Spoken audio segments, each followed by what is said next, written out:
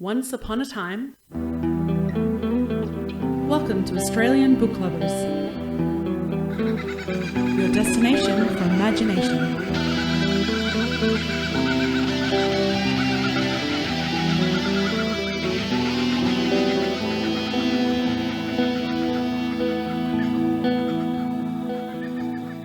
A big 2022 warm welcome to all of our listeners and a huge thank you for joining us for the Australian Book Lovers podcast. Our mission is to bring fabulous Australian and Indigenous literature that spans a whole range of genres to book lovers around the globe, as well as fantastic resources and information for passionate authors looking to write their next bestseller. I'm Veronica Strachan, aka V.E. Patton, fantasy, memoir and picture book writer, voracious reader, try that one, and one of your co-founders and hosts for today. Coming to you from Woiwurrung country on Wurundjeri land here in Victoria, part of the Kulin Nation. And I am Darren Kazenko, dystopian science fiction and horror author, avid reader, and one of your co-hosts and co-founders of the Australian Book Lovers podcast and website. Coming to you, as you mentioned, in the fabulous 2022, well, we hope to be fabulous, of course, but also from the traditional corner country here in South Australia. But yes, 2022, Veronica, we made it to the new year, which itself is very, very worthy of celebration. Look, I think so. And I must say that choosing the word avid rather than voracious was a good idea. Less of a tongue twister. It was. Taking the easy way out, I was. But words are powerful, aren't they? So all good. And yeah, here we are in 2022. And this is in fact our 42nd episode. And as many people who read speculative fiction will know, 42 is in fact the answer to life, the universe and everything, according to Douglas Adams. Well, I'm not sure if we're going to crack the answers to life, the universe and everything in this episode, but we'll definitely give it a shot. Yes, we're happy to give it a shot. Yeah, and of course, it goes without saying, a huge Happy New Year to all of our listeners, and I hope everybody had some fantastic time over the Christmas period. I hope there was an opportunity to do some reading or do some writing or just spend time with loved ones, family, friends, or even just spend time to yourself and treat yourself to a little bit of relaxation and appreciation of the small things in life, like a bit of sunshine or walking on the beach, whatever puts a smile on your face. But welcome to 2022. No, it is 2022, no. Not 20,000 leagues under the sea, or is that 40,000? Now you put me on the spot. I'm claiming COVID hangover, but brain fog, no. But no, so who knows what adventures and, challenges, adventures, and all-round fun times are waiting for us. I know it's been a unique start to the year for everyone here in Australia and probably around the world. But fingers crossed that we are moving through the chaos towards some sort of resemblance of victory, shall we say, and maybe a chance to claw back a little bit of what we like to think of as normal life, I suppose. But as far as from a writing perspective, it's pretty exciting times. There's a lot of themes and, being a part of history is a unique position to be in, I think, as far as, wherever, whatever place each of us play in this sort of environment, it can't be denied that we're all playing a part in history and, contributing to content, absolutely. And that is what it's all about, isn't it? Yeah, and just going through what we hope to look back on as a time that tested us as a human race and as different, tested us as countries and as citizens and as members of society. So, and hopefully we all learn something from it. So, but there we go. I'm sure we will. Yes. Now, how about 2022, episode number 42? Yep. Shall we start off proceedings with a little bit of news? That would be fantastic. Yeah, Here we go.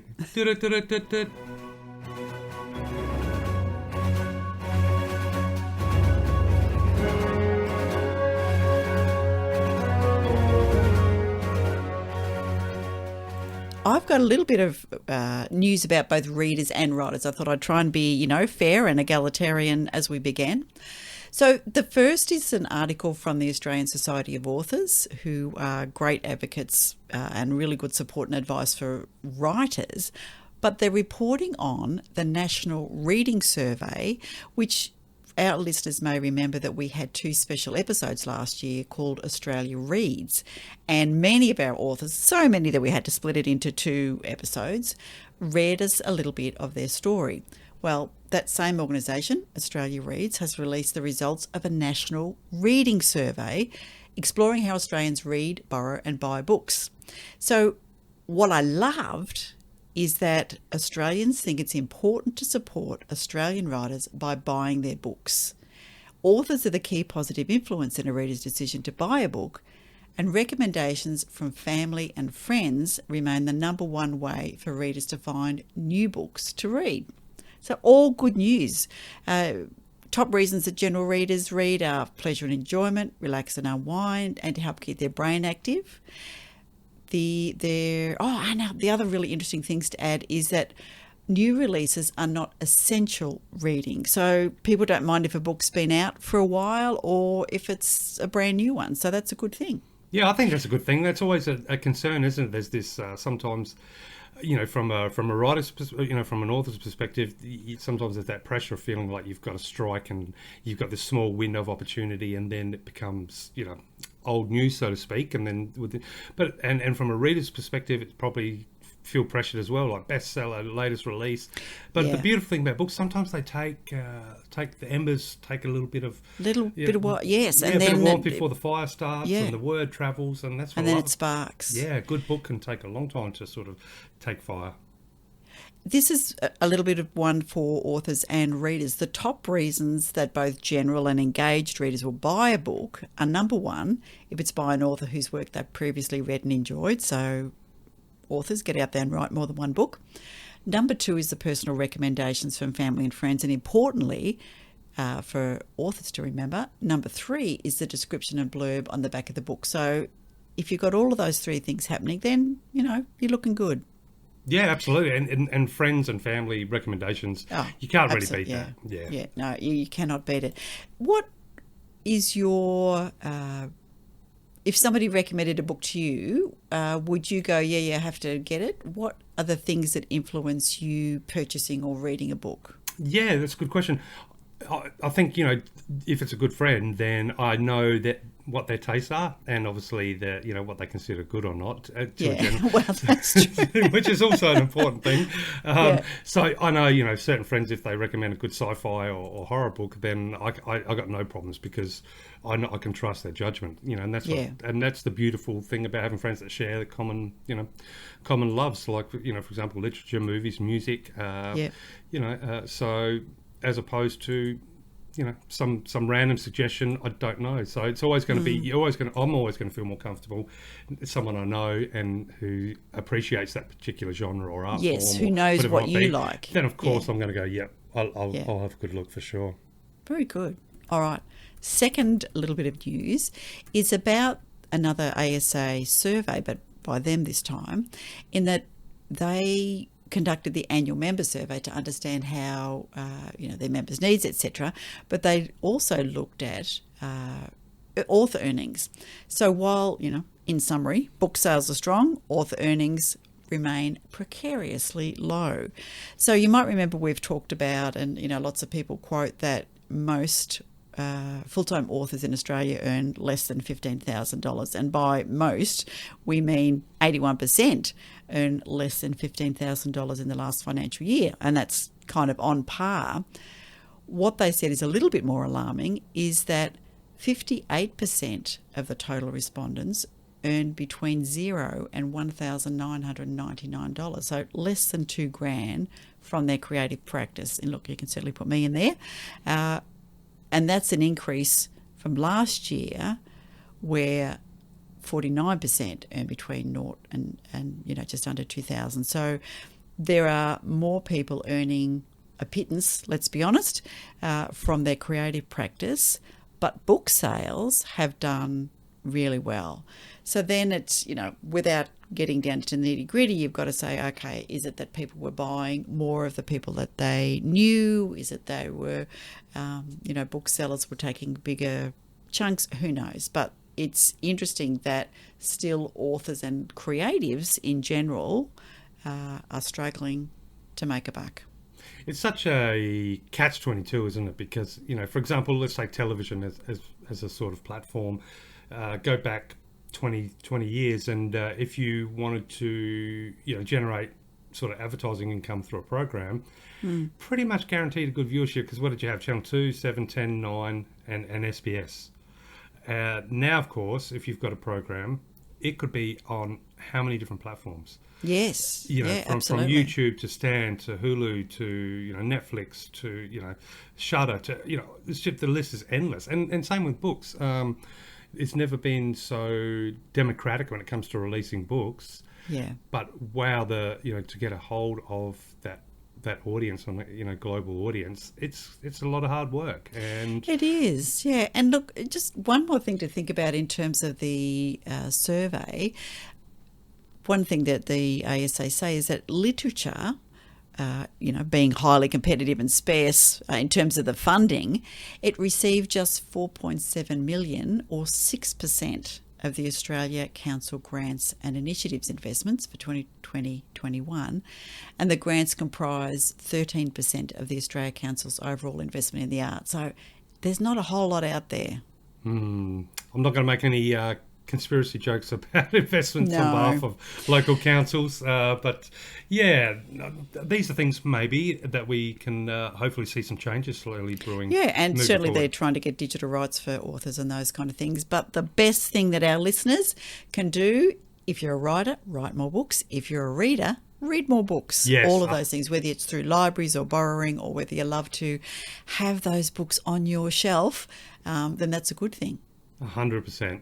And Yeah. look, at the end of the day, you think about an album or a movie, and even some of the big international bestsellers, you hear about them or you see them before you actually experience them. Yes, And so true. now, if I can, so for example, if I can see a poster for a movie down a random street down here where I live, how many cities around the world have also got those posters? So the money in the marketing is such a huge expense to any sort of product that you want to get a return on investment for. But using, say, for example, a movie analogy, let's say a budget's 20 million, 10 million might be for advertising and marketing.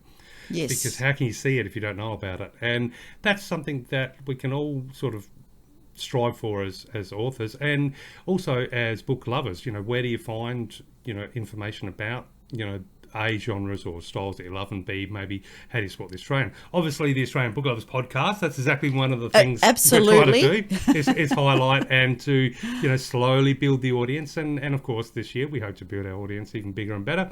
So, but yeah, absolutely, it's Yeah. all a matter, in this digital age where there's just so much to be found, and such a huge wealth of data and information and endless websites. That's the trick, isn't it, to find Yeah, a way it to is. reach the readers, when it comes Yeah. to books. And hopefully we're playing out that little part. So keep recommending your books. I was really lucky over Christmas, and as we both have our birthday just before Christmas, but I was able to get a chunk of books for my birthday and for Christmas. So I had a nice couple of stacks. And whenever anybody dropped in to where we were staying for a holiday, I go, "Oh, you have to read this. This is fantastic," or whatever.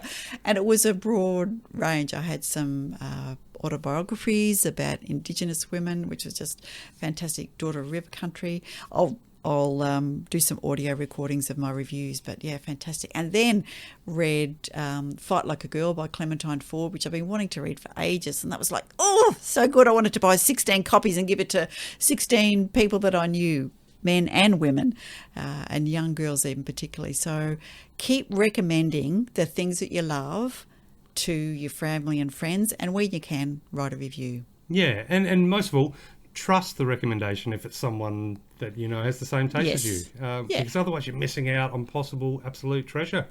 Treasures indeed. Yep. All right, one more piece of news and then I'm going to let you have a turn. I thought it was an interesting award. It's the National Biography Award, because I know that lots of people love to read memoirs and biographies. And the National Biography Award is run by the State Library of New South Wales Foundation. The 2022 submissions are open. And what I was really pleased to see was that to be eligible, a biography, autobiography or memoir, have a subject of the work who is Australian or has made a significant contribution to Australia, be written in the English language, published in book form, and consist of a minimum length of 40,000, so that's not a big ask.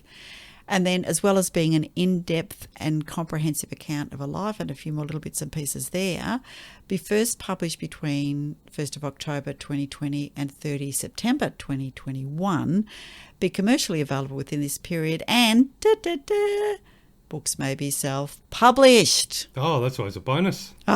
It is a bonus. So I thought that was one definitely worth mentioning. So if you want some more information, head over to the State Library of New South Wales and you can have a look at National Biography Award.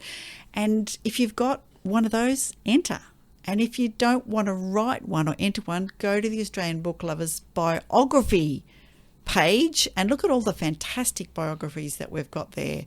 Such an incredible range. Yeah, 100%. Beautiful.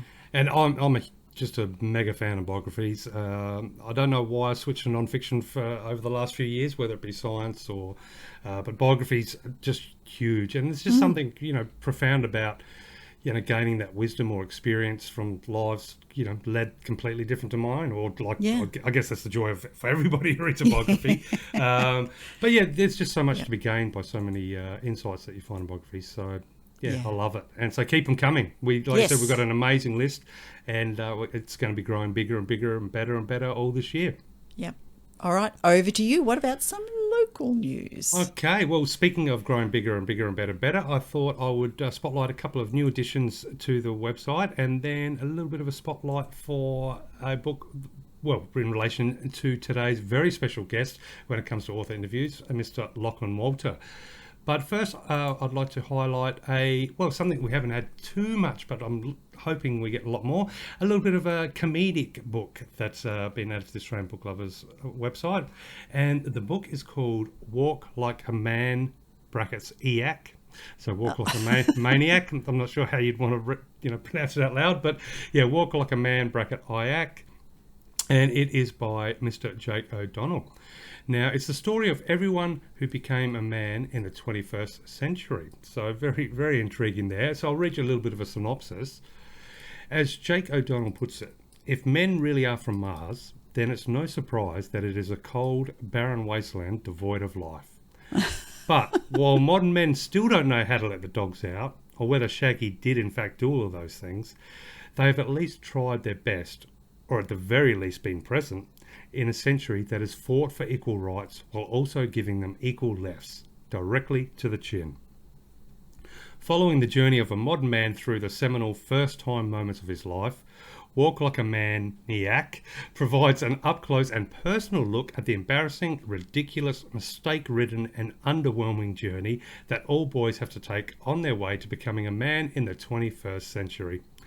As self-deprecating as it is insightful, Walk Like a Maniac, or Maniac, I still don't know how you do it with a bracket in there, not only examines the universal experiences that define the modern man, but also explores a hilariously detailed personal account of the journey.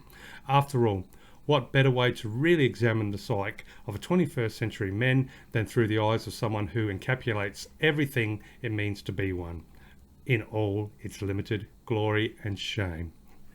And so that is Walk Like a Maniac, brackets. Now, the story of everyone who became man in the 21st century by Mr. Jake O'Donnell. That's going to find under our Aussie humour and biography because it falls under both, so that's fantastic. Yep. Now, a complete switch. We've also got a book called Innocent Nurses Abroad by author Jenny Old. Very, very intriguing one, this one also. And of course, nurses and all medical staff at the forefront of all of our thoughts at the moment. And huge thank you to everybody working in any field that is keeping society functioning. That's a huge effort. So it's good to see some nurses' story coming out. But this one's a little bit of a look back to times, perhaps we could say a little bit more innocent. So this is from the best-selling author of a book called Back of Beyond. So Innocent Nurses Abroad by Jenny Old.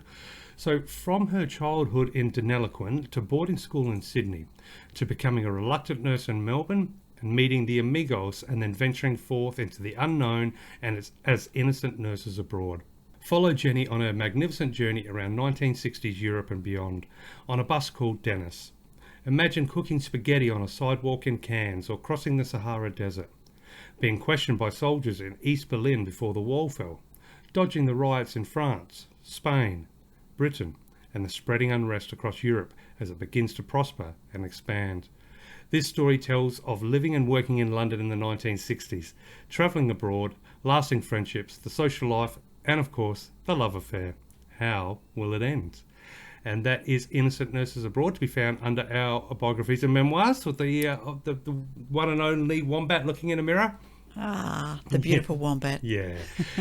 So very cool. Would be a good opportunity to step back a little bit in time and go to some groovy England stuff and, a little bit of travelling through Europe. So especially for a lot of us who are landlocked at the moment, for want of a better word, it's always great to go on these adventures back in time. So, again, that is Innocent Nurses Abroad by Jenny Old.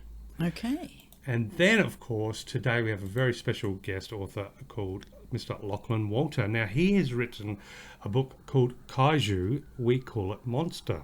The synopsis for this book, We Call It Monster, reads, one ordinary day, an enormous creature dragged itself out of the ocean and laid waste to a city. In the months and years that followed, more and more creatures appeared until not a single country remained untouched. At first, people tried to fight them. In the end, all they could do was try and stay alive. We Call It Monster is a story of forces beyond our control, of immense and impossible creatures that make plain how small we really are. It is the story of our fight for survival and our discovery of that which truly matters: community and compassion, love and family, hope and faith. So, We Call It Monster, Lachlan Walter, that you can find that under both our horror and our sci-fi genre. Yeah, it's a fascinating interview today. It was a huge amount of fun to chat with Lachlan, and preparing a little bit for this podcast, amongst looking through a little bit to do with monsters. Obviously monsters, have always sort of played either metaphorically or symbolically, substitutes for a lot of our fears or fear of the unknown and stuff. And it made me think of looking through some memes the other day, and it looked like a sort of a beautiful sunrise over the ocean, and across the top it sort of said something like, here's hoping 2022 that is starting to be a better year, and but then there was a little silhouette in the sun when you have a look, and then at the bottom it says, hang on, is that Godzilla? Which I thought was, which really fits into, the timing of releasing the interview today and where we're at in January at the time of recording, obviously in the midst of, a pretty catastrophic outbreak of the Omicron strain, which in essence is, that monster that we have to battle, or, or perhaps we have to learn to live with. I think the difference We Call It Monster, from what I gather, is that unlike just a normal narrative that has a beginning and end, it's actually different perspective from different characters, different timelines. So essentially how different circumstances deal with this fact that monsters are coming out and, they can't be killed. So it's really a case of how do we deal with it and all the different ways people learn to live with this threat. And it's really poignant, I suppose. Poignant, I don't know how you say that. I don't know how to read it. But, at this time, because that's really what we're seeing at the moment, especially now that Australia is well and truly facing what the virus really is, as far as you can catch it and it will make you sick. It's always been somewhat of a hidden monster for a lot of us. I can say that from South Australia, for the last year and a half, 2 years, it's been something that is the boogeyman, but it was never in our daily life. And now, of course, bam, here it is. So it's interesting to see everybody's different approach, shall we say. So it's a good idea, I think, if you're into monsters or perhaps would like to delve into something that explores how different people's responses can be to, I guess, threats or the fear of the unknown or facing situations beyond your control. And it's definitely something we're seeing at the moment, and we're learning a lot. But so to celebrate a little bit of, not celebrate the COVID, of course, but to celebrate the fact that we've got Mr. Lachlan Walter on this interview today and his book, We Call It Monster, I thought I wanted to know, what was kind of a rough top 20 or top 10 of monsters in literature. So I did find a top 20. Okay. Yeah, and this is on literaryaactor.com, and it's the ranking top 20 literary monsters. Somewhat tongue-in-cheek, but I won't go into the descriptions too much. But yes, at number 20, there is the Jabberwock. Yep. So not something I'm too familiar with, but... Oh, yes, beware the Jabberwock. Yep. although Jabberwocky I did like as a kid. C.S. Lewis, that one. I'm Tom thinking Ellis. I'm thinking Monty Python. No. Yeah, but actually Jabberwocky, yeah. That's true. At number 19, not a particular one, but old-timey literary ghosts. So they're the Victorian era ghosts that seem to rattle chains and wander through. So they're obviously a bit or pretty popular at some points. Now giants. So giants always feature a big role in monster books or monster stories. For example, Jack and the Beanstalk. Giant squids at number 17. Oh. Now, obviously, 20,000 Leagues Under the Sea, or there's our answer to our original question. Thank you. Yeah, but I still remember seeing, the etchings and the black and white drawings of ships being attacked by giant squids, and all the different images. They're very vivid still today in my mind from when I was a kid, and so I love the idea of the ocean is still home to many a monster, and so I'm glad to see the giant squid on the list there. It's still there, yes. Yeah. Now number 16, Dementors. That's a Harry Potter one, I think, yeah. It says they're super gross like rotted corpses and they force you to relive your worst memory. Don't know about that one as far as, I'm not familiar. Maybe I've written about them, didn't even know. No, Harry Potter, that one. Aha, there you go. Haven't read Harry Potter yet.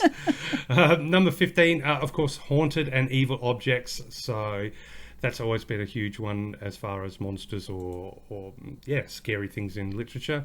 That was always one of my favourite with either people being haunted or haunted houses. Of course, you can't go wrong with that, with a haunted house. Number 4, haunted dolls. Yes, of course, they're going to be a big one. Much more up your alley. Yeah, I can't say. I mean, I wasn't a fan too big of Chucky as a movie. I'm trying to think of any books I've read with a haunted doll. To be honest, not too many. I don't think of any. But I know that the imagery is a little bit off-putting as far as when you see, artwork or the concept, I suppose. I guess it's those eyes that seem to look straight at you, but they're lifeless. But haunted dolls.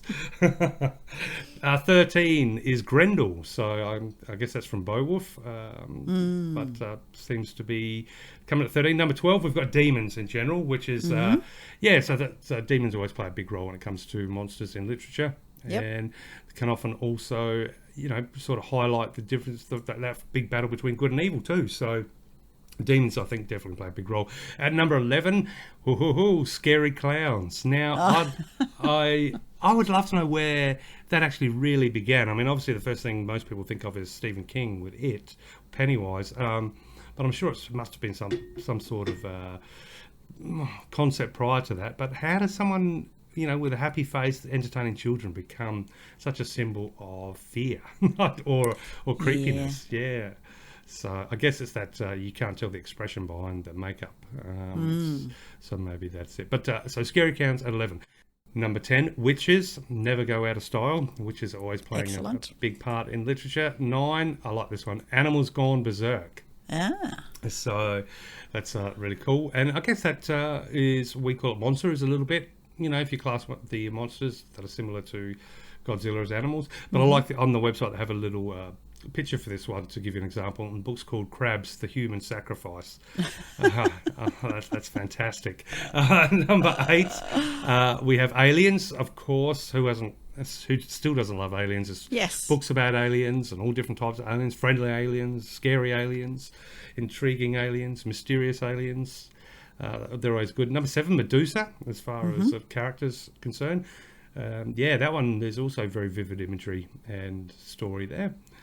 Number 6, we've got, in general, evil kids. Now, that's always a good trope to add to your books. And they have, obviously Pet Sematary as a representation of that. But evil kids, I remember reading, like the Latchkey Children back in the early 80s. That was a great book, and with kids sort of going bad. But, they always can put a little bit of suspenseful edge to your story. Number 5, we've got vampires. So, of course, vampires. Perennial faves, yep. Definitely not going out of style there. They're going to be around for a long time and will always spice up any story. Number 4, it just lists as local legends. So, for example, the Headless Horseman from the legend Sleepy Hollow. That might be something interesting to look into one day, like local, not scary, but maybe just local legends, mysterious, or haunting, Australian-based. Yeah, look, absolutely, because we have the Bunyip, of course, and Aboriginal myth has got there's a body of a human, head of a snake, and suckers of an octopus. That's what made me think of when you mentioned the octopus before. So every culture has its myths about monsters. Absolutely. Yeah, and I think we'll definitely have to explore that a little bit further in a future episode. But at number 3, here is a good old classic, Mr. Hyde. No, he needs no introduction. I think we all know him. Number 2, which I actually thought would be number 1, but at number 2, we've got zombies. Now, so zombies, always good value for money. Yeah. So, in a good monster book. And now number 1, what would you guess as the number 1? Yeah, see, I think you've left me zombies. I don't know. What would you say? Well, you kick yourself in here because it's obvious, but it's Frankenstein. Oh, right. Yeah. So a bit of an eclectic in literature, list. yeah. Should have thought about my boundaries there. Yeah. So, but it's a good little snapshot of how many elements that sort of can be counted as or classed as monsters, or that symbolic fear of the unknown that in literature. And wow, there's so many ways to approach it, isn't there? Yeah, look, absolutely. And thinking about some of the cultural ones as well. In Hawaiian myth, there's a human with a shark mouth in the middle of its back. South America, there's a were jaguar, as in W-E-R-E. Native American myth have flying heads, human devouring eagles, predatory owlmen, water cannibals, horned snakes, giant turtles, monster bats, and even a human eating leech as large as a house. Oh. Gross. That's... I mentioned about the Aboriginal myth, but also in Greek myth, there's Polyphemus, who's a one-eyed cannibal giant. There's a couple of your top 20 in there. The Minotaur, which is, again, in your top 20, the human bull hybrid that consumes sacrificial victims in the bowels of the subterranean labyrinth. And you've got Scylla, the six-headed serpent. That's say that quickly. Scylla, the six-headed serpent. I was still trying to work out poignant. Poignant. Just got to swallow your G's there. So Scylla wears a belt of dogs' heads, ravenously braying for meat. African myth, giant predatory bird, all those kind of things. We could easily have spent days researching this, why we're fascinated and intrigued by monsters and scary things. So it's just, we talked a little bit about monsters as metaphor and the devil in disguise and kaiju or Japanese monsters, that being the Godzilla and all those ones that I know you have a chat about later. It is just fascinating. There's a really nice little quote from China. Now I'm going to say his name incorrectly. Miaville. He wrote Perdidio Station, which is really complex, fantastic speculative fiction book. Monster derives from the Latin word monstrum, which in turn derives from the root monere, meaning to warn. To be a monster is to be an omen. The monster is more in an odious creature of the imagination kind of cultural category. So that's Stephen T. Asma has a book called On Monsters. But that's interesting. So a monster being representing a warning. Yeah. Is it sort of a reflection on our fears, and so a warning or an omen and an omen to make us look, to deal with certain issues. So this is the quote that I really enjoyed was, epochs throw up monsters they need. So history can be written of monsters and in them, and I think that's perhaps a little bit where Lachlan was going. We experience the conjunctions of certain werewolves and crisis-gnawed feudalism of Cthulhu and rupturing modernity of Frankensteins and Moreau's made things, and a variability troubled enlightenment of vampires and tediously everything of zombies and mummies and aliens and golems and robots and clockwork constructs and their own anxieties. And we pass also through the endless shifts of such monstrous germs and antigens into new wounds. And I thought, there's so much in that was, really fascinating. Definitely a lot to unwrap or unravel there. Yeah. And I think, when it comes to, when you said warnings, but it's easy to focus on the monsters. But I think the beautiful thing is, in this instance with Lachlan's work, it's more about human beings and, characters and the relationship that they have with each other, trying to deal with the monsters. So the monsters, I guess, similar to that quote or definition you were talking about before, they represent more of an omen. And also, therefore, they represent that opportunity for us as human beings to confront or deal with certain things. So zombies being, capitalism gone awry is usually, possibly, all those kind of things. So, Yeah, zombies are good for gore effects and stuff, but I've always wondered, I don't quite get the zombie. I mean, I love zombies, don't get me wrong. I like the fast-moving ones. But it's, it's just really... the dead come. Yeah, I don't know. I don't understand their purpose.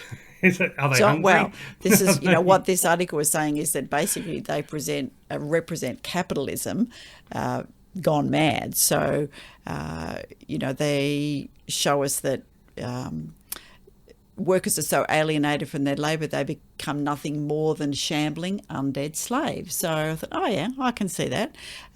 This article also talks about vampires and the Japanese monsters. So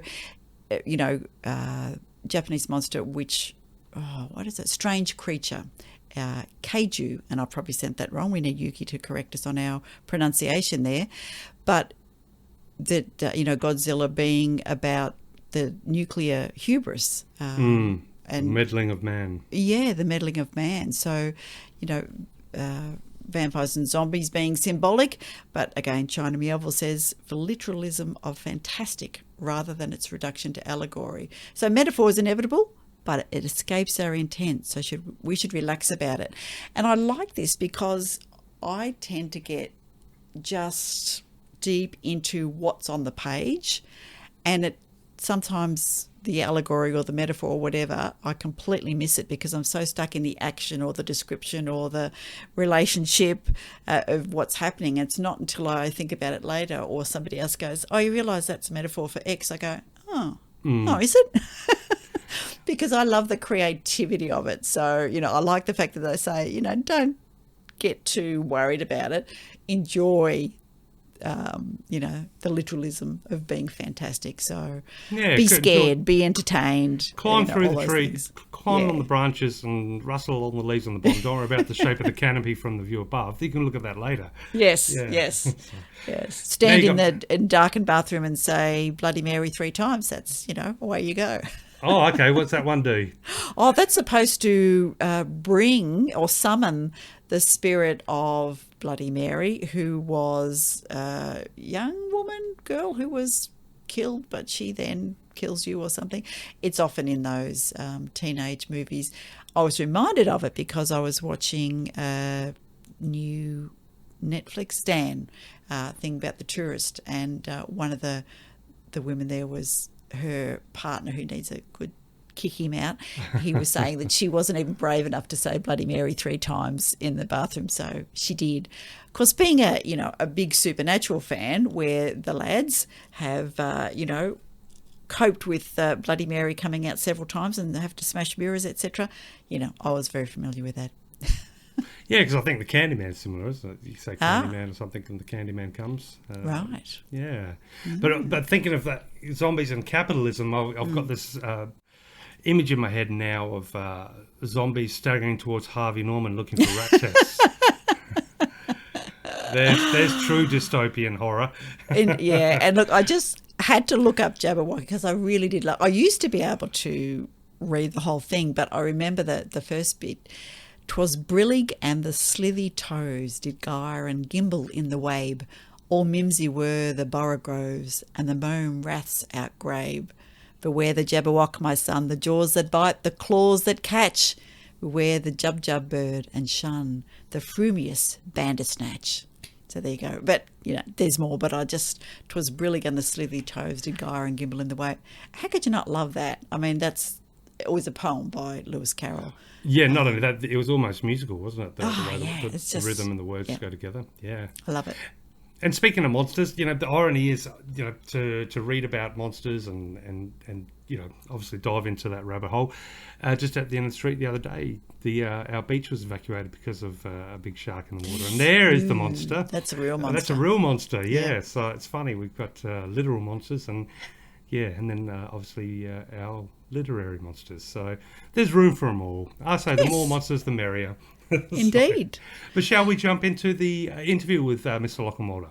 Absolutely. Let's hear what Lachlan has to say about monsters. Okay, excellent. So strap yourselves in, ladies and gentlemen, book lovers, and excellent listeners to the Australian Book Lovers podcast for a awesome interview with author Lachlan Walter. Here we go.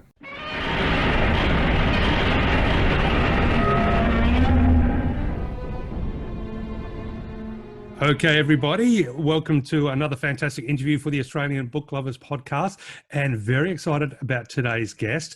Now, the best way I can introduce this fantastic gentleman is perhaps read a little bit of a description that he himself used to describe describe himself. And that is, I'm a writer and nursery hand.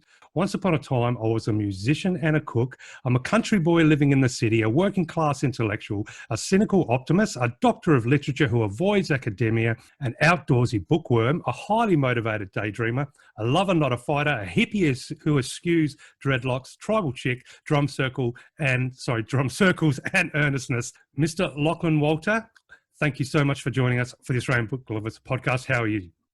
I'm very good, Darren, and thank you for having me on here. Absolute pleasure, and it's going to be a super fun episode because I've got lots to talk about, lots of very, very cool questions I want to ask you. But first of all, a hippie who doesn't like dreadlocks, tribal chick, drum circles, how does that work? It's a complicated one. I've always been interested in alternative lifestyles. So for myself, my entire life, my guiding philosophy has been one of, I suppose, hippiedom, which is my own time is the most precious thing I can think of, and time with my loved ones. So I would rather be a little bit broke most of the time than slog it out 5 days in a row at a job that I either love or hate, but that sucks up all of the energy that I have. And so that kind of, I guess that I consider to be a reasonably hippie kind of philosophy. I'm not a very materialistic person because of that kind of way of living. And again, I'd say that's a pretty big hippie philosophy. I'm a vegetarian. I believe in, kind of peace and love and all of those hippie cliches. But I'm not a cool guy. I'm not a dreadlock person. I've never kind of been into the look of something. I'm more into the kind of philosophy behind it. So if that sort of explains it, I guess, it makes me... I think it does, absolutely, yeah. I think, you're experiencing it, you're loving it, and rather than, adopting it and promoting it or advertising it, so to speak. Yeah.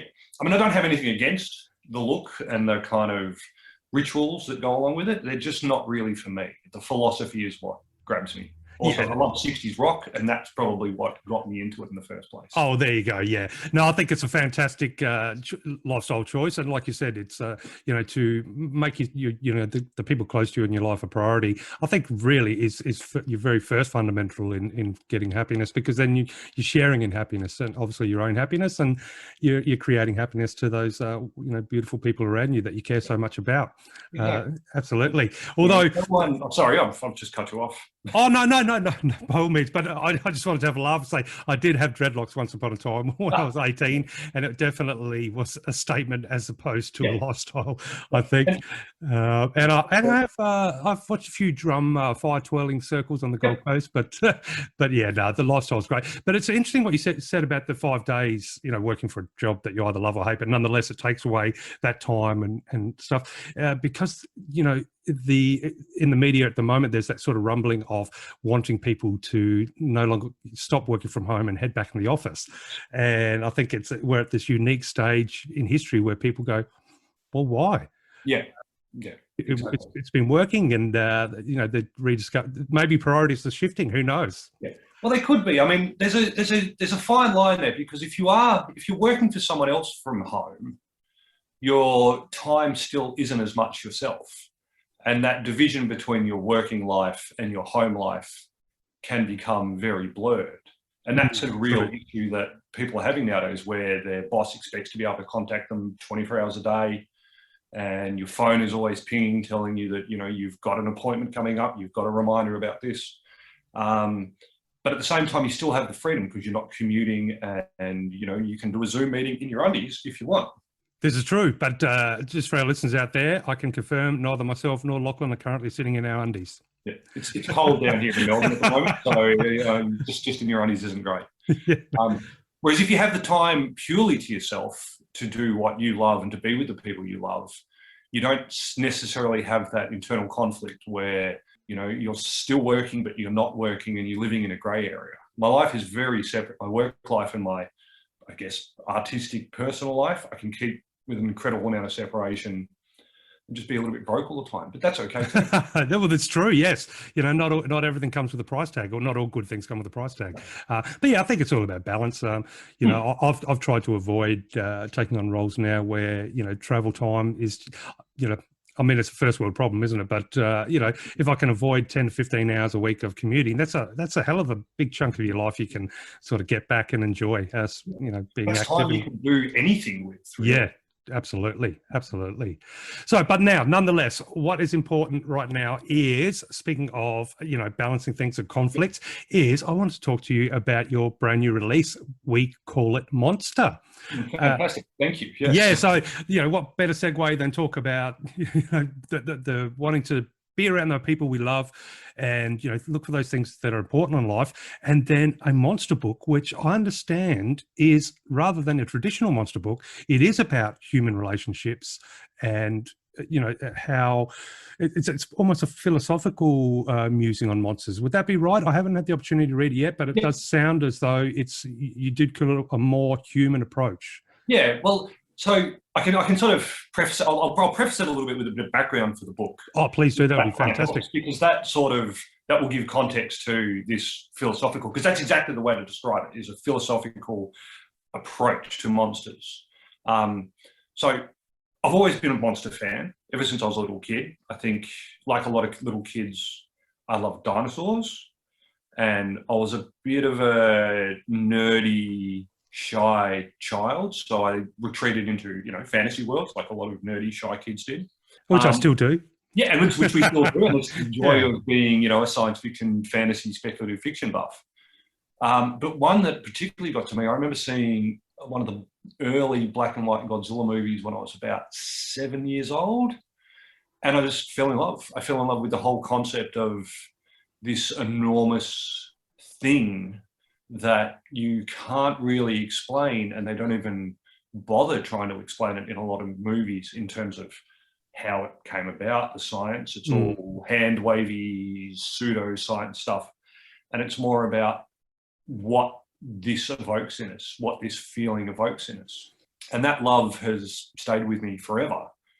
And when it came time to writing my second book, I get a bit obsessive. So I was looking for a new project, and I'd been slowly dipping my toes in what was out there in terms of monster fiction. And it's a very limited field. You'll get kind of wham bam action books, which are kind of just like shoot 'em ups, basically set against giant monsters rather than shoot 'em up aliens or shoot 'em up bad guys or whatnot and the like. And then you get these kind of fun postmodern takes. There's a book called, I'm just trying to spot it on my shelf because I'm in my book room.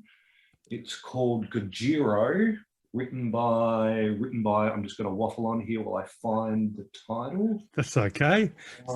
Best room to be in of all is the book room. It's a fun room. Written by a guy named Mark Jacobson, yeah. And it's the story of Godzilla from the point of view of Godzilla. Oh, okay. Talking about, wow. Yeah, it's very odd. It's very, very odd. There's another great one called Shambling Towards Hiroshima, in which kind of the Americans and the Allies in the Second World War create giant monsters, this psychological weapon against the Japanese. And that inspires the story of Godzilla. And so there's this kind of stuff out there as well that's a bit wacky and more leans towards the humorous side. But what I never found, and I still have only found very few, is books that take giant monsters as seriously as the films that spawned them. You know, if you look at the original Godzilla film, it's a metaphor for atomic weaponry. The original King Kong acts as a metaphor for colonialism. You know, things like Them and Tarantula and all the 50s big bug movies are about the emergence of not atomic weaponry, but atomic power, and so on and so on and so on. Films, they might be a bit cheesy and the effects might be a bit lame, but there's a real tone of seriousness in there using the metaphorical potential of these monsters. And I wanted that book. I wanted that book to be out there, and I just couldn't find it. And so when I needed a new project, I thought, well, okay, I'm going to try and write a serious giant monster book that, you know, does what the films do rather than just, you know, everything else that's out there. Oh, well done. You mentioned that how the monsters, you know, especially in visual mediums, have been used as metaphors for different themes or different, you know, realities. For example, the atomic bomb, or at least atomic energy and scientific exploration of the atomic energy. But when it comes to monsters in general, and especially in this instance, say about a relationship between, or our relationship with the concept of monsters and the relationships amongst ourselves, knowing that monsters exist. The relationship we tend to have with monsters in popular entertainment, for me personally, it sometimes feels like it's I guess like somewhat a smoky and maybe smeared reflection of maybe how we see an inner, maybe animal potentially dangerous within ourselves that maybe we don't want to be.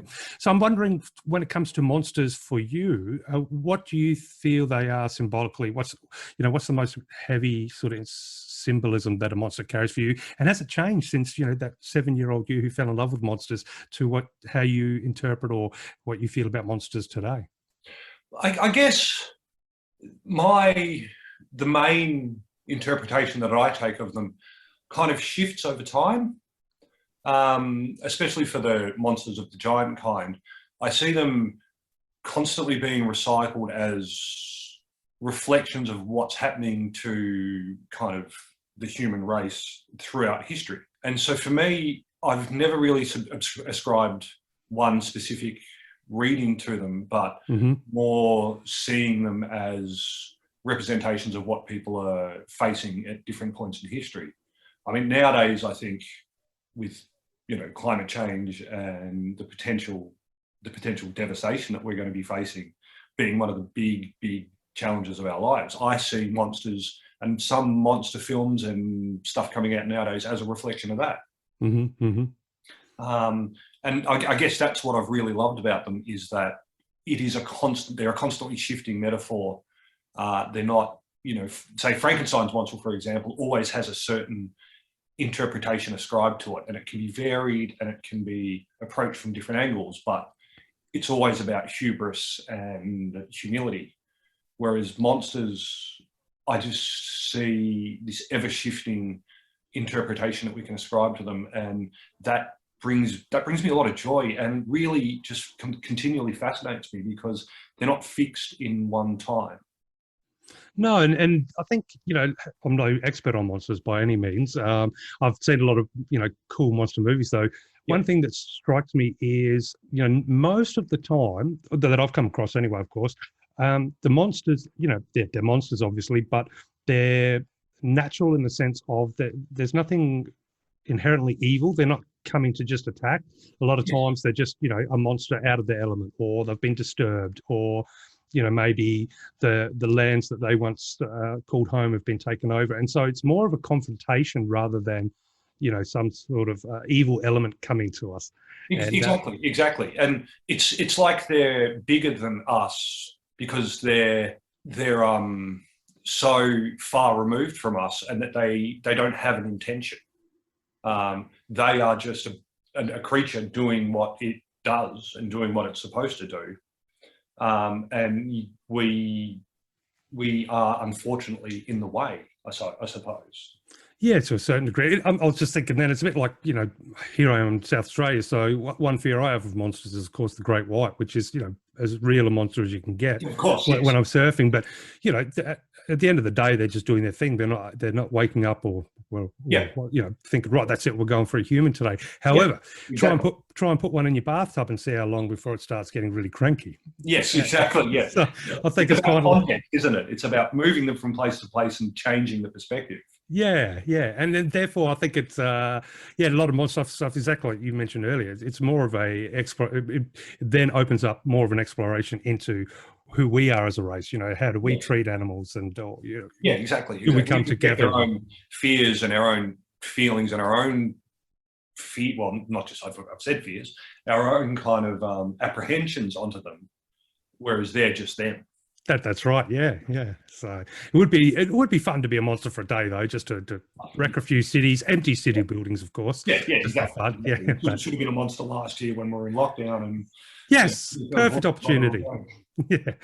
Now we call it Monster has been described, or you describe it as a novel in stories, and with each chapter being told from a different character perspective. I was just curious, Lachlan, what inspired you to approach the book in that particular kind of way? Okay, so there are two inspirations, which are kind of, I guess, fold into one another. Mm-hmm. I'm a really, really big fan of World War Z by Max Brooks. I don't know if you know the book. I know the book, haven't read it, but I do know the book, yes. It works a little bit like We Call It Monster, except that it's a series of interviews that cover a time span of about 30 years. Mm-hmm. And that technique that Max Brooks hit upon with that, I find absolutely fascinating in telling a really, really long spanning story, a story with an incredibly long time frame, without having this kind of slightly disappointing narrative coincidence in which a certain character is living through every single momentous event around the world just by chance. Mm.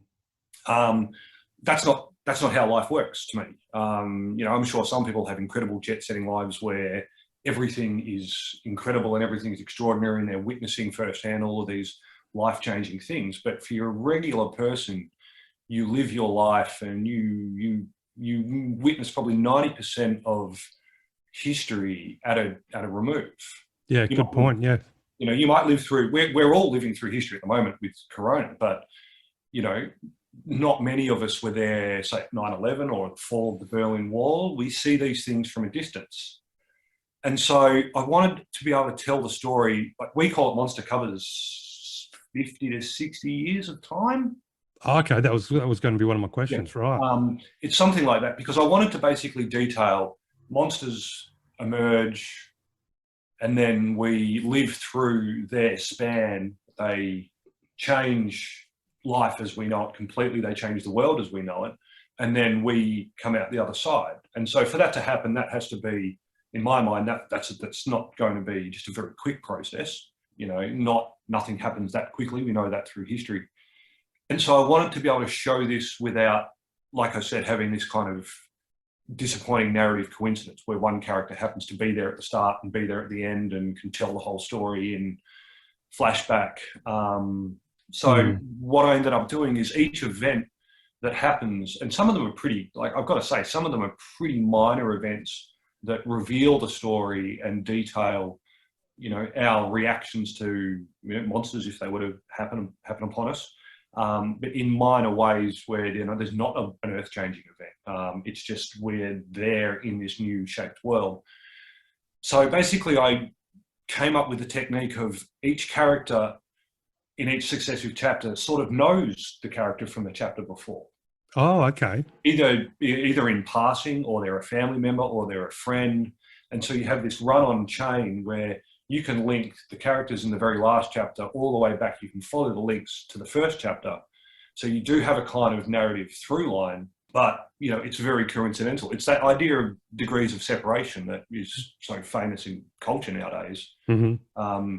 But these people don't necessarily know that they're connected, and that way I think I could do the story justice without it devolving just a bit of cheatery, I suppose. Yeah, no, it's fascinating. And compared to, for example, say your traditional style of writing, where it is one or two characters sort of central to the, and everything revolving around that character or characters, did you find it a little bit more liberating, or did you find it just something that, a very unique and different approach that you may try again in the future, but not necessarily always adopt? Or I absolutely loved the process because it was very freeing.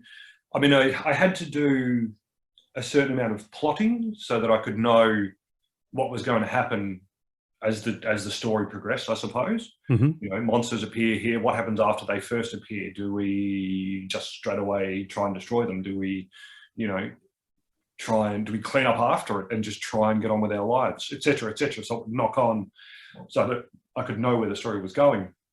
Once I kind of knew what each chapter would vaguely be about, I could just write whichever chapter I felt like writing at that time. So I actually wrote the entire book out of sequence. Okay. And I might have written. There are some. I wrote 3 chapters in their sequence as I got kind of really excited about where it was going in that flow. But it wasn't like a standard straight narrative where your continuity is everything. The continuity was just this happened in the past. So you've got to kind of reflect on it, and you've got to establish that happened then and something else is happening now. And that's really fun. Yeah, it does sound fun, because in my head I'm visualizing it's almost like, you mentioned it's what, 50 to 70 years covering. So as far as a roadmap or a story map, it sounds pretty damn fascinating, because in essence you can zoom out, pick a spot in the time, then zoom in and just reflect on one aspect of that whole map for a section, then zoom out and go, let's go over here and zoom in. And exactly. That's fantastic. Now, because it is such a non-linear approach as far as, not non-linear specifically, but you just mentioned you didn't write it in sequence. But as far as working on, we call it Monster, were you working on it the whole way through, or was it something where, you mentioned you did 3 in pretty much in a row, but did you do sort of like one chapter, then work on something else? And basically I wouldn't split my time between one chapter and a different chapter. So I wouldn't half finish a chapter and then go and start a second chapter. I would always make sure I'd finish each chapter to a point where, I'd get it to a second draft kind of worthy level. And then I would move on. Because even though they are quite distinct, and I could do this out of order, there were still continuity issues that arose as the book slowly took shape. And so I didn't want to kind of start too much stuff and then have to fluff around here and fluff around there and change this and change that until, it went through basically its kind of final edit. It was very much like each chapter was a labor of love, and then I just had to make sure they worked with the others. But there were too many ideas in my head to kind of start multiple chapters, and I'm not very good at multitasking. So... Well, when you're writing about monsters, I think you definitely got to have all your attention to the page at hand. Definitely something that destructive running through your pages. But when it comes to when you were working on, we call it Monster. Now, you mentioned about the sort of the metaphors and the symbolism. But I'm just curious. By the time you got through the process and got had all the chapters finished, were there any themes that emerged that surprised you, that perhaps you weren't intending or weren't even aware of on a conscious level? And was there any sort of philosophy or the themes that sort of went, wow, I didn't expect that to come out? That's a great question. Thank you. Because there is something that came out of it, which this also was something that other people have remarked upon with my first book, which I, again, was kind of subconsciously and sometimes very slightly consciously aware of. It wasn't what I intended in the book. Is I'm a big believer in kind of hope and the inherent goodness of people. I'm quite cynical about people and how they behave and how they'll be, but I do believe that we're going to be good to people. And this is something that I think came out in We Call It Monster and also came out in my first book, is the opposite of what we tend to think of with post-apocalyptic fiction and these kind of world-changing events, which is that society collapses and it's every man and woman for themselves. I like to think that we would actually pull together and that we would help each other and that it would focus us on what really matters, which is our friends, our families, our communities, the people we love and the people we care about, rather than just kind of throwing that all out the window as soon as the first big disaster happens and we've all become Mad Maxian, axe-wielding cannibal people that, you know, basically have no morals left. Yeah, you know, scaring for toilet paper. Yeah, exactly. You know, and I mean, I have found that through living, you know, as we've all been living through the corona thing, that this is actually something that we are seeing in society. We are seeing, I mean, we're seeing the outliers and we're seeing, you know, some elements of society that are only out for themselves, but we're seeing this massive pull together of people looking out for each other and looking after each other. People who have met their neighbours for the very first time and become friends, and, you know, all those great scenes that we saw coming out of Europe of people singing from their balconies and banging pots and pans and just sort of celebrating that, you know, we're here and we're here to help you. And I guess that's what came out of the book, and that's what some reviewers have and some people that have read it have mentioned. And again, it wasn't something that I kind of intended. It was just something that I guess bled into the book through my opinion about what people will be like. Oh, interesting. When now, obviously, the last thing I'd want you to do is reveal any twist plots or any of the surprises. But I'm okay with that. Yep. Yeah, but I'm just curious. So, because there is more than one monster in the book, how did you come up with the monsters? Are they all linked in any way, these monsters, or is it just a case that monsters in general just begin to appear? And do you have a favourite monster?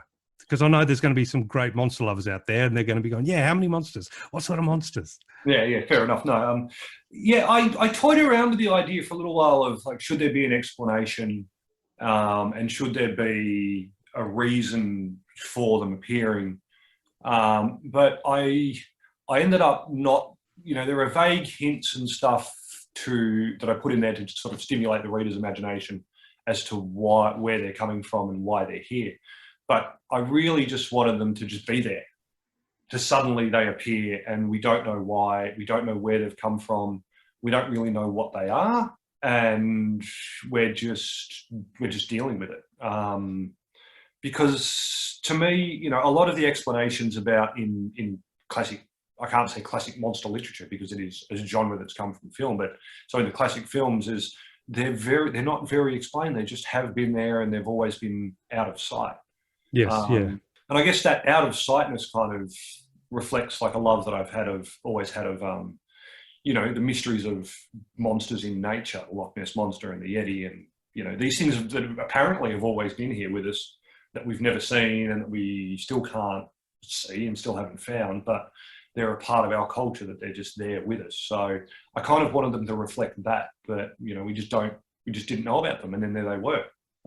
As for a favourite monster, I was pretty sparing on the detail for a lot of the monsters, beyond kind of, I use a lot of kind of analogues of real world animals in combination, because again, I want the reader to really create the monster themselves rather than have it kind of handed to them on a plate. Okay, so in essence, there's descriptions of the features, but they don't have a particular name, so to speak. Or no, I haven't. Yeah, exactly. I haven't named them or given them. That's cool. Given them the kind of the classic names. They're just, you know, because most of the stories that, I guess the stories or the chapters, the terms are kind of interchangeable for the book.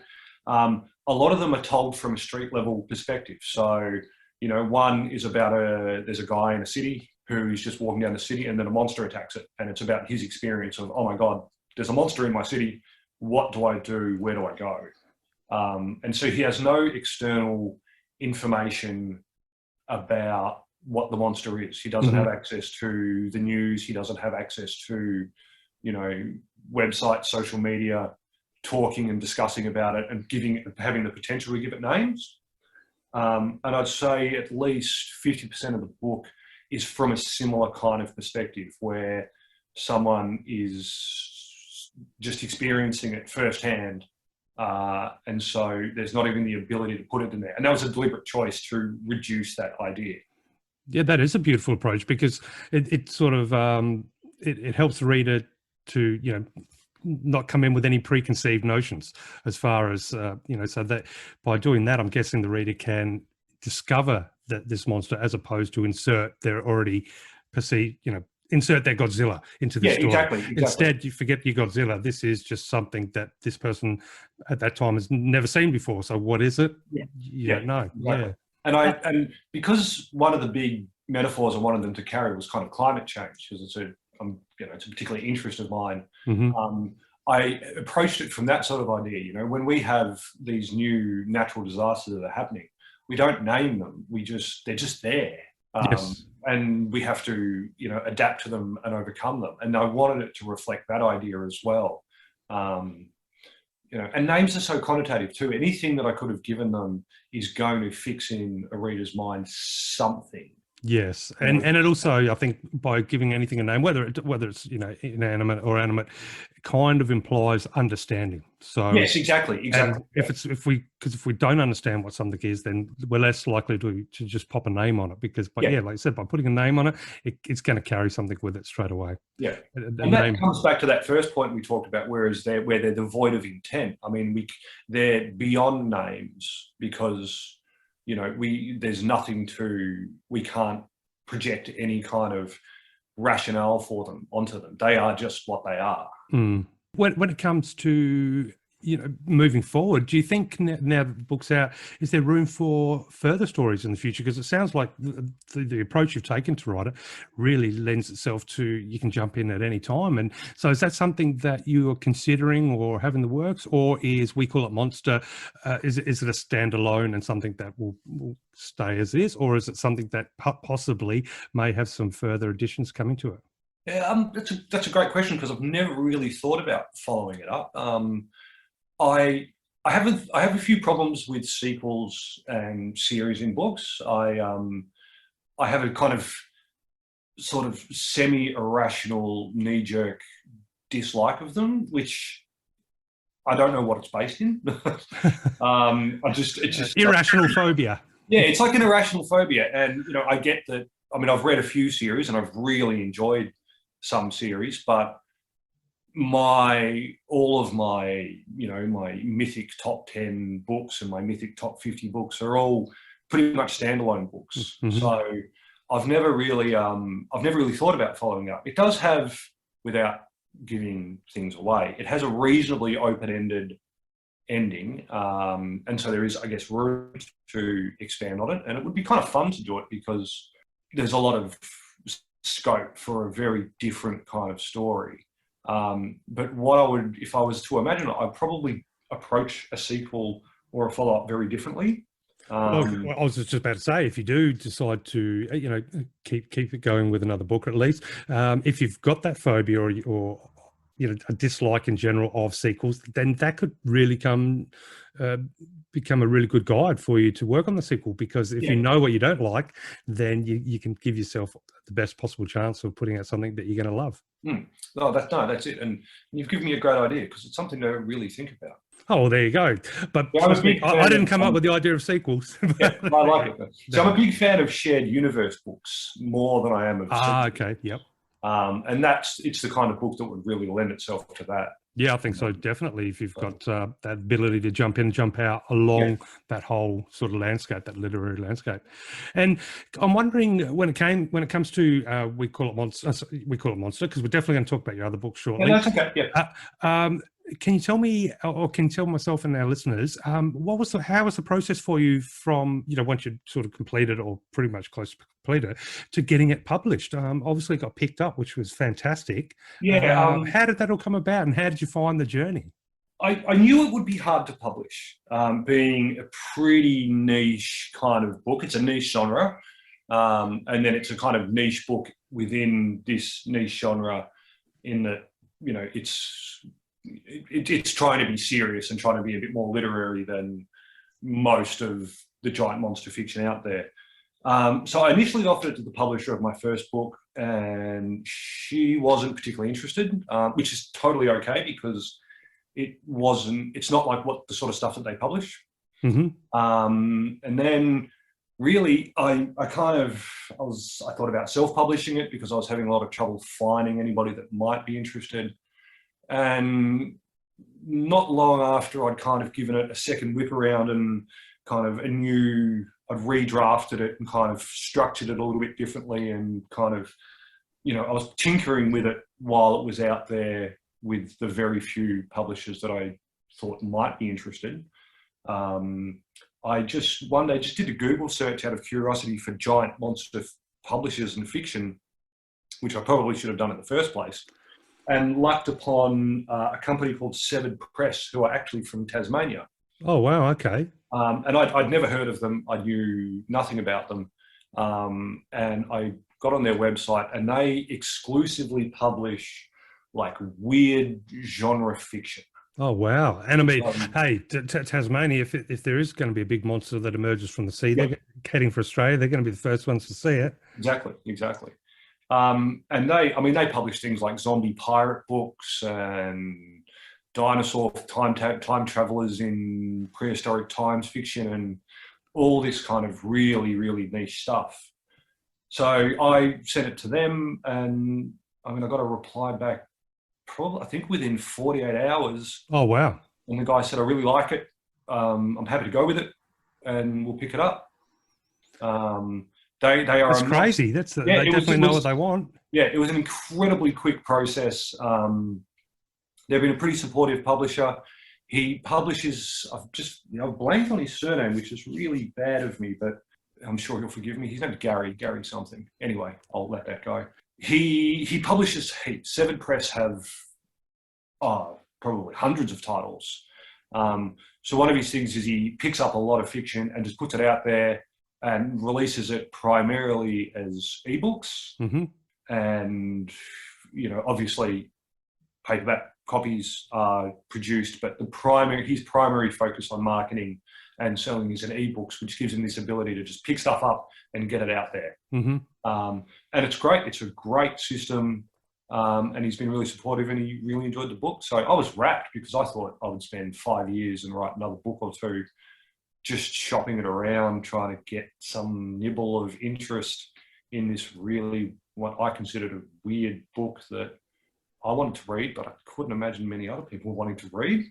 But I'm sure, there has been quite a few people reading the book. There's a lot of fantastic reviews. No, thank you. That's really good. I'm really pleased with the response it's gotten because, I if I hadn't read it, I'd want to read it. But I tend to think, you'd have to be a bit of a strange oddball to go out and pick this giant monster book, especially because the cover is quite contradictory to kind of the content. The cover's very exploitative, which I really liked and enjoyed because it's very striking, but it doesn't give you the impression that it would be a serious approach to the topic. Mm-hmm. But, I'm really, really pleased that people are finding it to be an interesting book. It gives me great faith that there are, readers out there who want more than just the standard sort of stuff. Yeah, well, I would have thought, I don't know, of course, the demographics out there, but I would have thought there'd be a huge audience for, essentially monster stories, because they're such, in a way, they're timeless, aren't they? And, everybody loves a good monster movie and monster books. I mean, I probably, H.P. Lovecraft, yes. With his ancient ones and the Cthulhu and all that. So that was some interesting, monster stuff that I got into quite a few years ago. But yeah, I would have thought there'd have to be lots of monster lovers out there, and there obviously is because they're grabbing your book and they're loving it. Yeah, no, it is. It's very encouraging that these people are actually out there, and I guess it's just such an underexplored genre of fiction that, because you don't see many examples of this type of book out there, I guess for me it was just the assumption that, they're not out there because people aren't wanting to read them. whereas they're probably not out there because not many people are wanting to write them. Well, and not only that, but I'm wondering if it's a case of, perhaps some people have a sort of narrow mind, and well, no, that's the wrong term. Perhaps people think that, to write a monster story, there's no room for fresh creativity. Do you know what I mean? Exactly. Exactly. But you've just proven that to be not the case at all, because you've approached it in a whole new way. That sounds absolutely awesome. No, thank you. Yeah. Well, congratulations on getting it published, and that was Severed Press, wasn't it? That was Severed Press. Yeah. So that was in 2019, which I was very rapt about. It's and that they're an Australian publisher. I'm a big believer in Australian small press. We've got a really good small press industry out there that do the best they can in kind of trying circumstances for publishers, and that it ended up, because it is a very distinctly Australian book as well, and so to have that Australian support behind it, I've found very, very encouraging and just very refreshing. And that does raise a quick question I wanted to ask, because we call it Monster. Is it primarily set in Australia, or is Australia just feature heavily and it's set on a global scale? There's a very odd chapter, which is, and this is going to sound a little bit wacky. It's the kind of book it is. I love wacky. There's a very short chapter that's told from the perspective of a satellite in space. Ah, that's cool. And that gives this kind of global overview of what's happening around the world. But apart from that particular chapter, the rest of the book is set in Australia. Oh, there you go. That's it's definitely got to be the tipping point for most people to run out now listening to this podcast to go get a copy. I hope so. I hope so, because it's the thing I tried to do too was to sneak in most of the capitals around the country. So it's not just a Melbourne specific book or a Sydney specific book or an Adelaide specific book, but you could kind of appreciate it no matter where you are in Australia. And it plays with a lot of, stereotypically and recognisable Australian environments without too much specificity. So, Australia's capitals are almost exclusively built on the ocean, or built on the beachfront, or by the sea, I suppose. And so a lot of the cities, while they're recognisably Australian, there's no art centre or Sydney Harbour Bridge in most of these kind of chapters. Oh, okay, yeah. Same with, the chapters that are set in the regions, apart from a couple which are by necessity set in specific places, it's a recognisable version of the bush or the desert or the forests and the jungles of, kind of up north, without trying to push in too many place names, so that, any Australian reader can kind of see this through their local knowledge and their kind of learned knowledge of what Australia is like as a whole. That's cool. And I don't want an answer, because I am obviously organising to get a copy of this book as soon as we finish.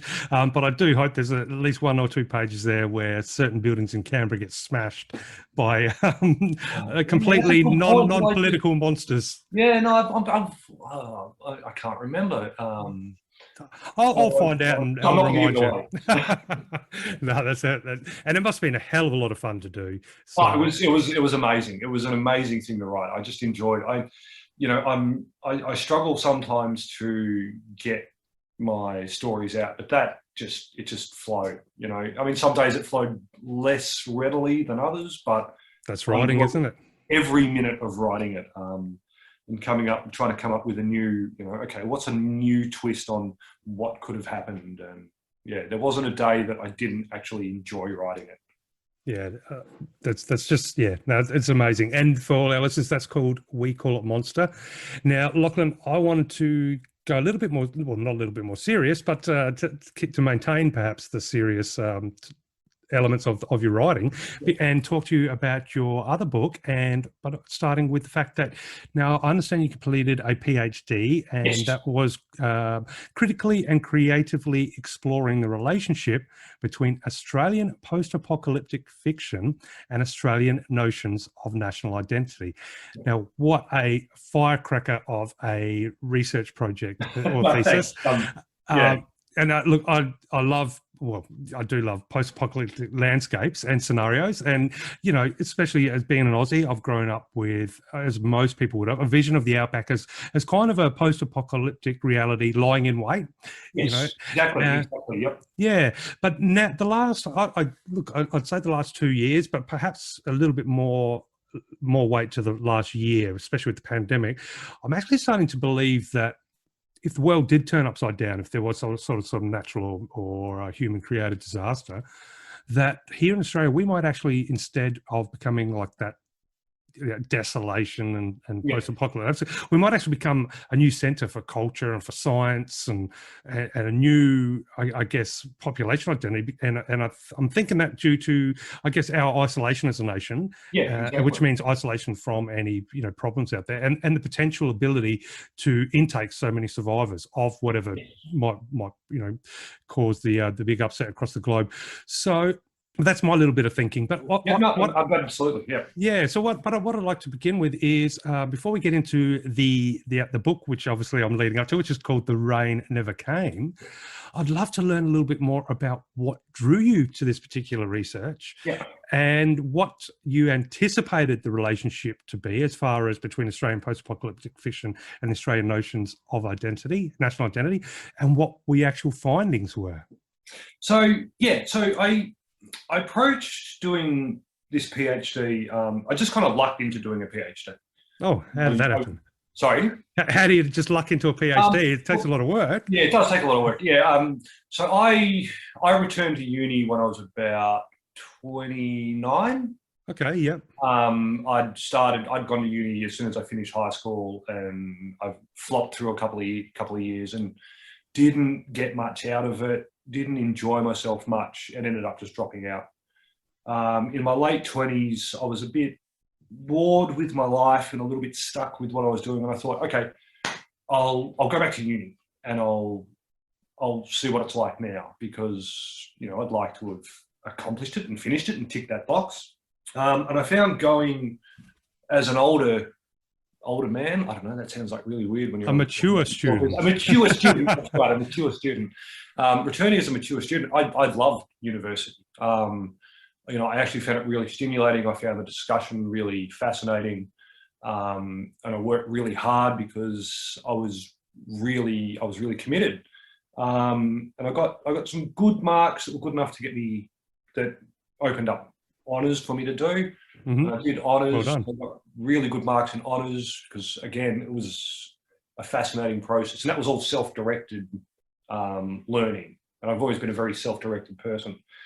And I took a year off after honours, and about halfway through that year off, one of my old teachers emailed me and said, "Oh, they're opening up candidature. Have you ever thought about doing this? Have you ever thought about doing a PhD?" And I said, "Oh, no, but it would be interesting, I wouldn't mind calling myself a doctor."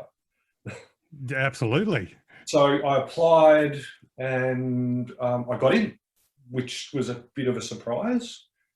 And I had very little idea about what I wanted to do, except that I had a fascination. I've always had a fascination with Australian post-apocalyptic fiction. I applied to do my PhD as a creative PhD, which you could do at my university, mm-hmm. which involved writing. You'd write a book, and then you'd write a very big essay about the themes of your book, or the kind of literary criticism stuff that your book would be touching upon in its kind of subtext or in its narratives. And so I'd had this idea for a novel, and I was fascinated by this particular topic. And so I just kind of said, I want to do it on this, and I don't really know what I'm doing. I don't really know what I'm talking about yet, but I still want to do it. And they said, "Oh, well, this is what most people do. They have an idea, and then they start, and then they narrow that idea and turn it into an actual topic of study and specificity." So when I began, all I wanted to look at was what makes Australian post-apocalyptic fiction different from post-apocalyptic fiction around the world. Mm-hmm. And, after about a year of study, when I did a good amount of work on my book, I realized, okay, this topic is too big for the limited word space I have for my exegesis, which is the fancy, silly academic name for the critical part of the essay. And so I had to I'd committed to this idea, and the book was about this, and it was still something I was interested in. So I had to kind of think more heavily about what is Australian post-apocalyptic fiction, where has it come from, and is it informed by Australian history and what we've lived through as a culture, and what we've, especially what white Australia has, its attitude to the land and where it's been. And so that progressed and progressed until I, started realizing that the book that I was writing was about male friendships and community. And I guess it became, for want of a better word, it became about mateship, which is such a classic Australian kind of stereotypical personality trait, that I investigated where did this notion come from, and I found this odd relationship between these kind of classic Australianisms and classically stereotypical personality traits that we exhibit and our relationship to the land. And this kind of all coalesced into this final topic. And so when you first began the approach, if somebody said, hey, Lachlan, how would you describe your idea of post-apocalyptic landscape in Australia, like an Australian post-apocalyptic landscape? It's always a mouthful, that one. What was it? What was your typical idea back then, and has that changed since you're doing your research? It has a little bit. Initially, it was to be probably I'm going to be a little bit reductive about it here, but my initial thing was Mad Max. It's hot, it's dry. I think you're definitely not on your own there. Yeah, no, exactly, and because that's where our point of view is.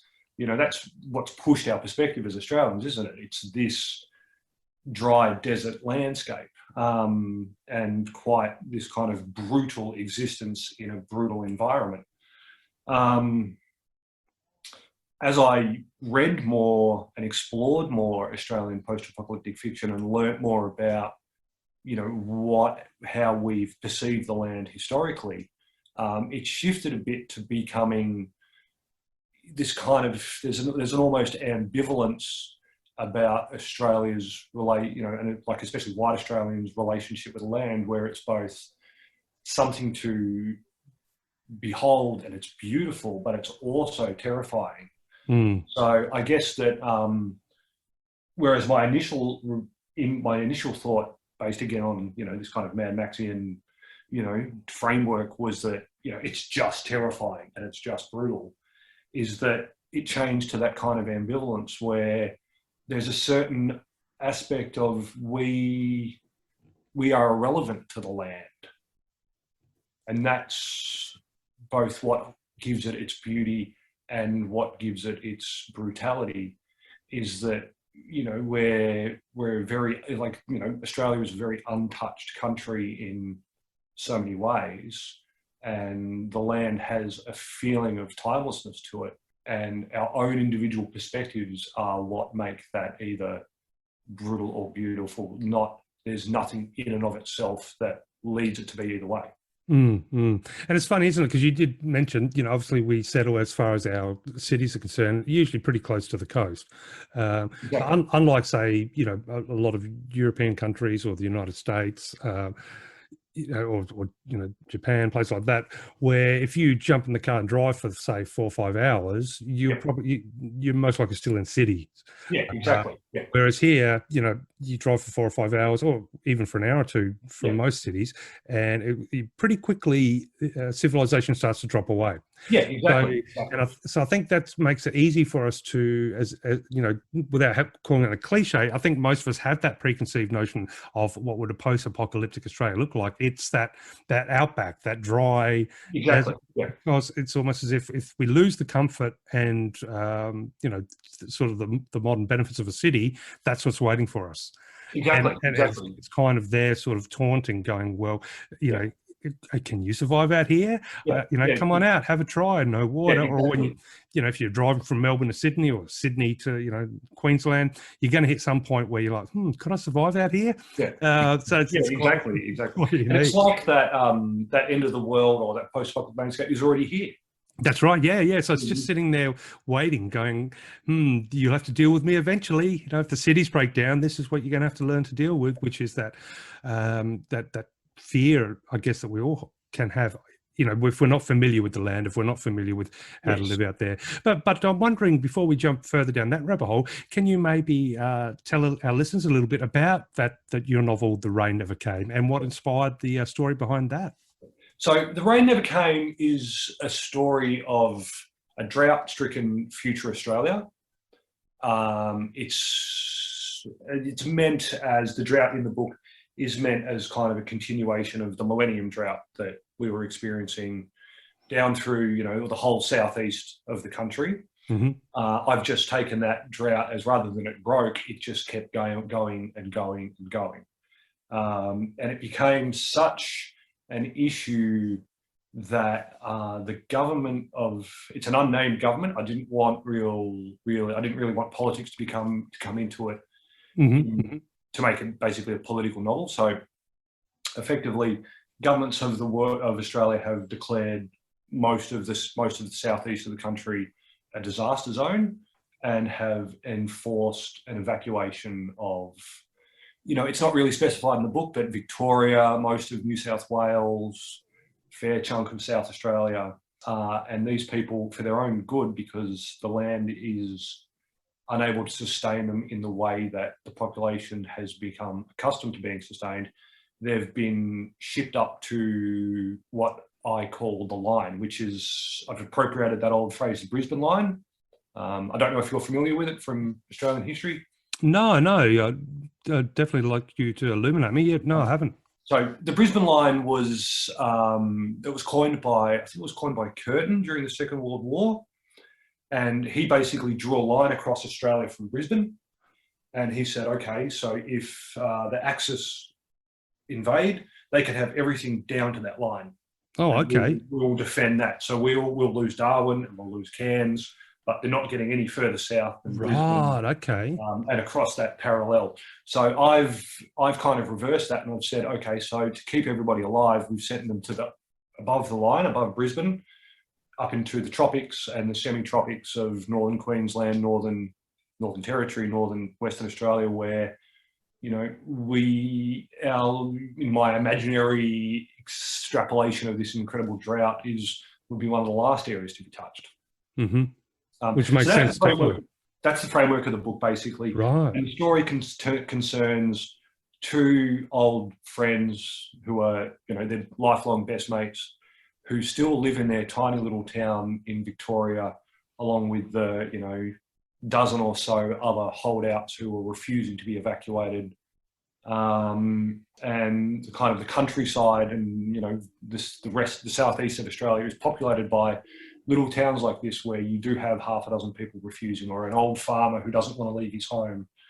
And then the kind of plot motion sets in a gear where they face a challenge to their life in this dry, you know, half-horse town, and are forced to react, which kicks off the book. And then book stuff happens. They go on adventures, and not adventures. They go on. They do things. Missions. Yeah. Yeah, narratives happen and plot things, and, you know, and it expands on from there, basically, you know, how, you know, they might be stubborn bastards, for want of a better word, who are holding on, but how long can they actually hold on in their particular ways of being? And is it feasible for people to live like this? Mm. Yeah, it is a fascinating sort of topic, really. And I know, obviously, we were talking just before recording this podcast, and chatting about the fact that I'll just come back from the bush, disappeared for 2 days, and out there, although it's quite close to a river, but the actual property itself is quite dry. Even in winter, it's, you know, but winter it's okay. It's not, but to be out there when it's 48 degrees and you've got no water, it is very daunting prospect. Yeah. Absolutely. Absolutely. Yeah.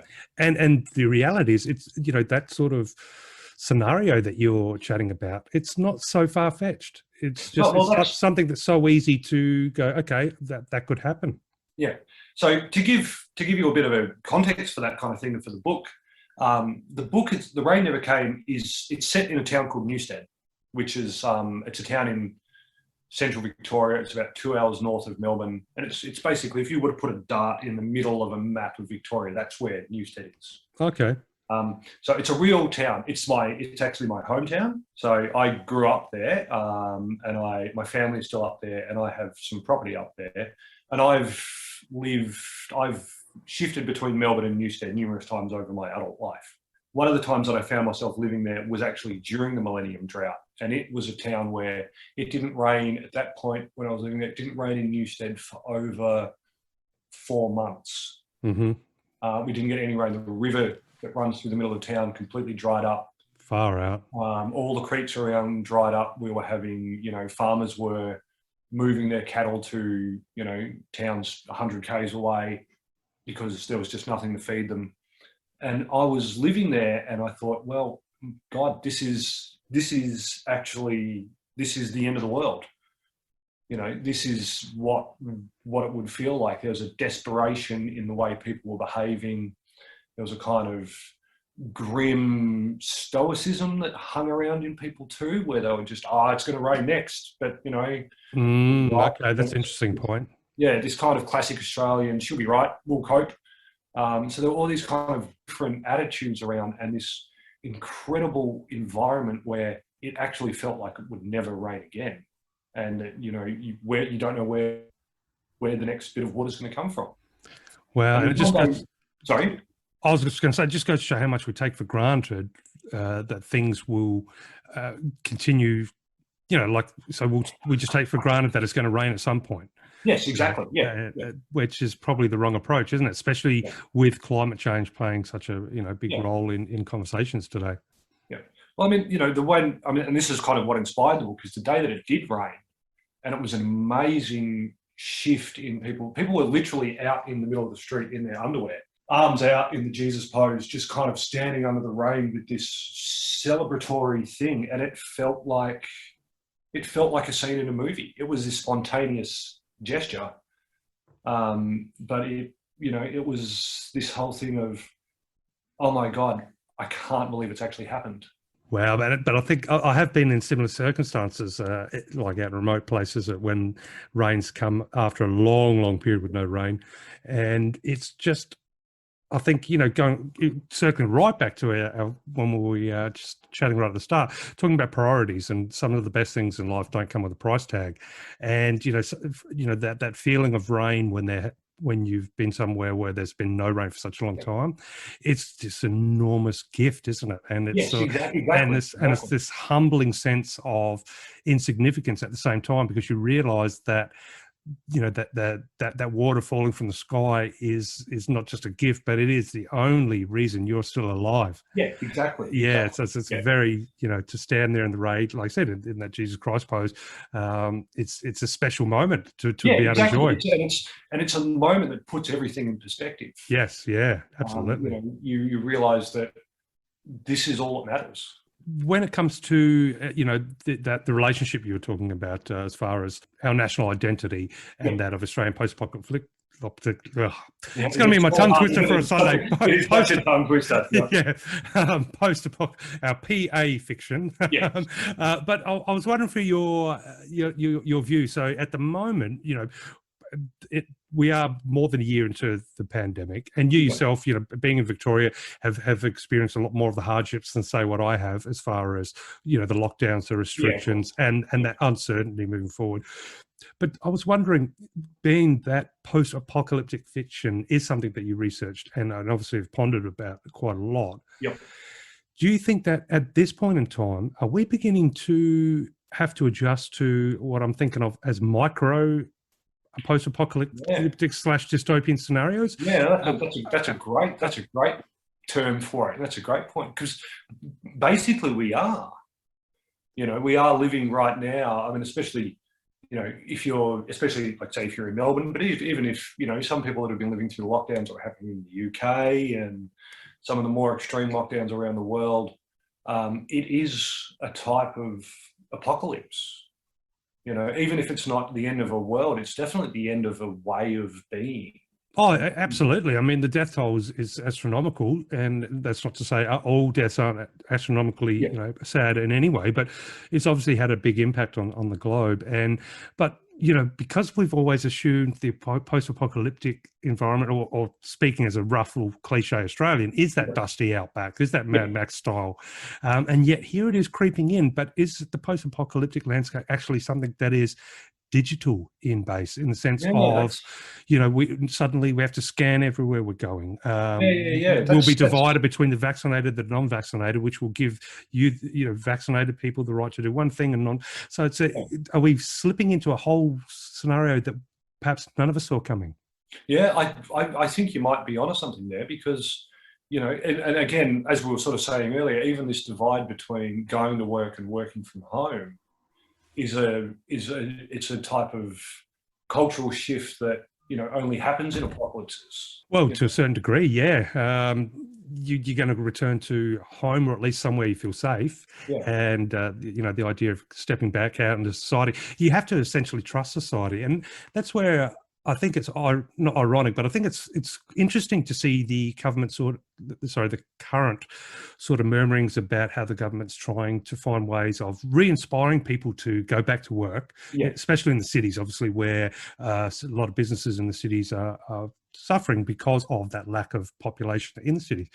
Whereas I've been reading a little bit on the other side of the coin, and that is people are saying, well, I can get the work done from home, but not only that, it gives me less travel time, which means more time with family, etc., which means balancing of priorities, but also the ability to choose where their money goes in their society. And so they can support that local cafe down the road, and get the coffee there, as opposed to being forced to choose, but it's something that they, by necessity, because they haven't got time to do anything else, which is very interesting. And perhaps there's that sense of hope coming in that you also mentioned before, because there's post-apocalyptic scenarios don't usually come with a great deal of hope, especially when there can be a little bit confusing, like at the moment, perhaps the digital elements coming in. But the fact that people are saying, well, I want to have more of an interaction with my immediate community. As opposed to have to commute to the central hub where everything can be so clinical, I guess. Whereas so there is a sense of hope. Is there? And you also have, in that hope, in that kind of sense of hope, you also have, there's an environmental change which is really necessary. Like, we haven't just seen it in airlines shutting down and cities becoming quieter and this sort of thing, but the decentralisation, especially in a city like Australia, where people realise that if they can work from home, they don't need to live in a city or a suburb. Yes, that's a very good point. Absolutely. Well, if you're working remotely, you can live 3 hours from your workplace, and then suddenly, what we need, which is to not have every resource poured into a city and neglecting the regions, but it's actually a distribution of resources more fairly and more equitably, and the reinvigorations of communities, because anyone who's ever lived in a country town knows, community is the emphasis is bigger there and is easier to accomplish than it is in a city or a suburb. And this is something that, actually benefits our way of life.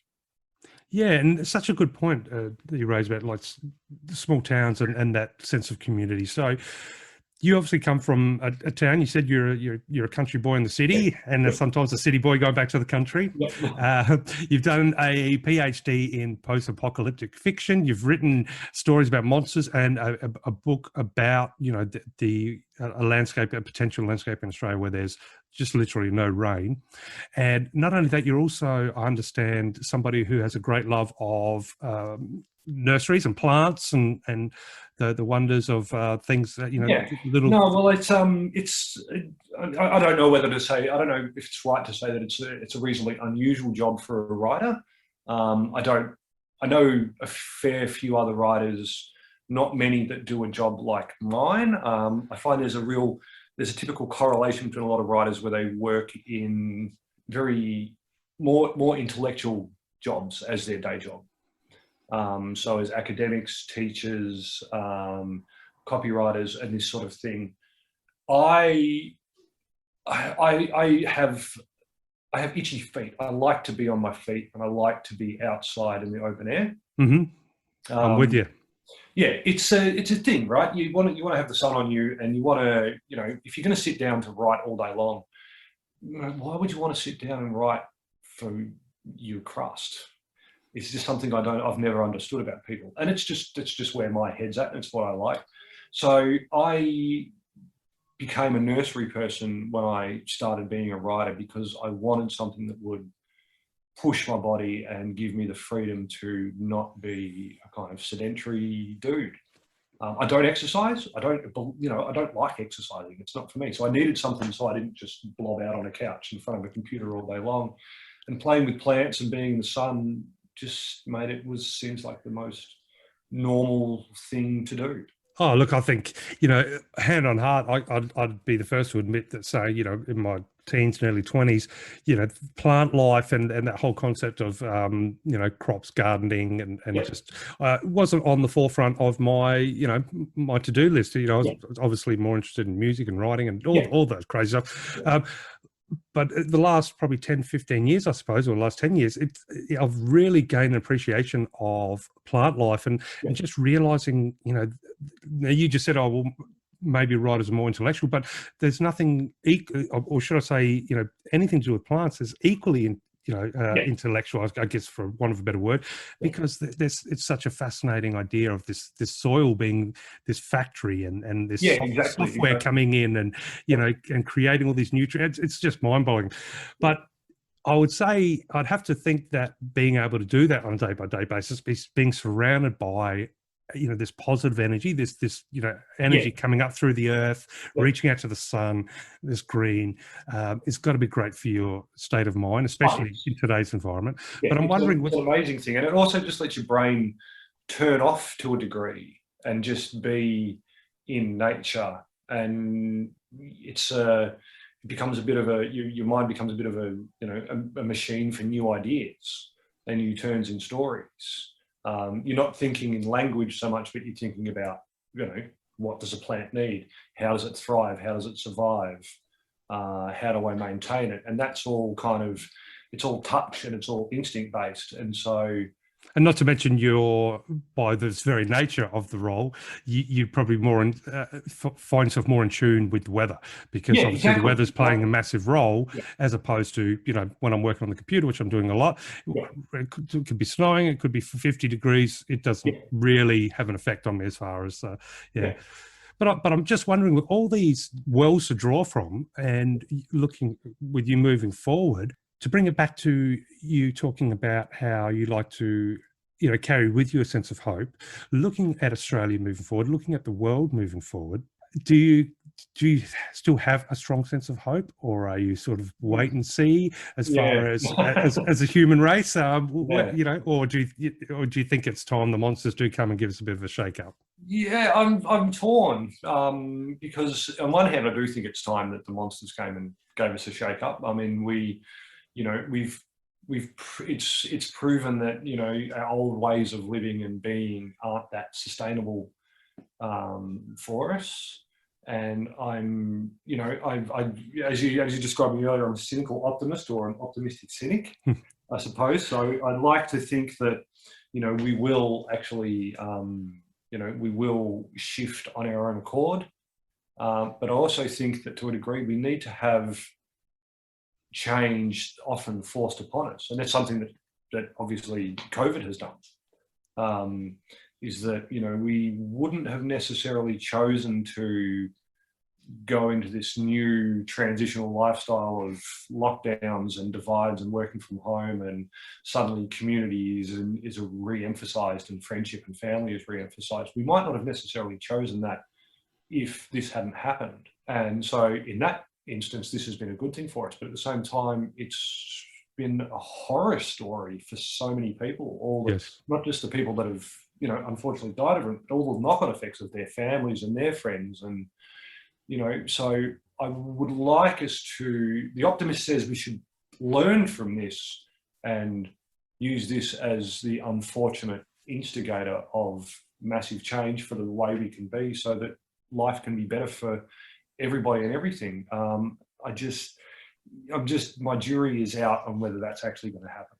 Yeah, it's. I think it's definitely a case of wait and see. I think it's if we can come to a point where priorities do get put under the magnifying glass, which I think they are to a certain degree, and we sort of start to emerge in this new world, which we are going to have to eventually, and it is going to be a new world.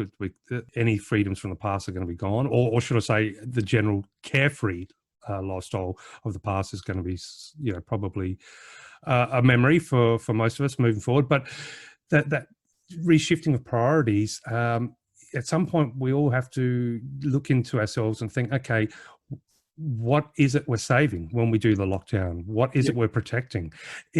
Are we protecting my ability to, do the grind every day, commute for an hour and a half, 2 hours a day, or are we protecting the life of, being able to spend time with family and spend time with friends? And, one of those is not like the other. And so it's eventually we have to ask ourselves, what are we protecting? Is it economy, or is it the chance to live and prioritize those things that we care about? So, but I'm definitely with you. I might just wait and see, and we'll just see how we go. Yeah, exactly. I'm still terrified of the toilet paper people. So yes, I'm terrified. They're still out there. I don't understand the toilet paper people. Why? Yeah, they're still out there, and they're the real monsters. We don't know who they are, what they look like, but they're waiting, lying in wait. But Lachlan, it has been absolutely awesome talking with you. I just wondered. I've enjoyed myself so much. Thank you, Darren. Yeah, no, absolute pleasure. I was wondering if you could just take a couple of moments and maybe, to our listeners out there that are either interested in monsters or, perhaps wanting to explore that landscape that you've created in The Rain Never Comes, and the mysteries of what happens when we divide Australia like that.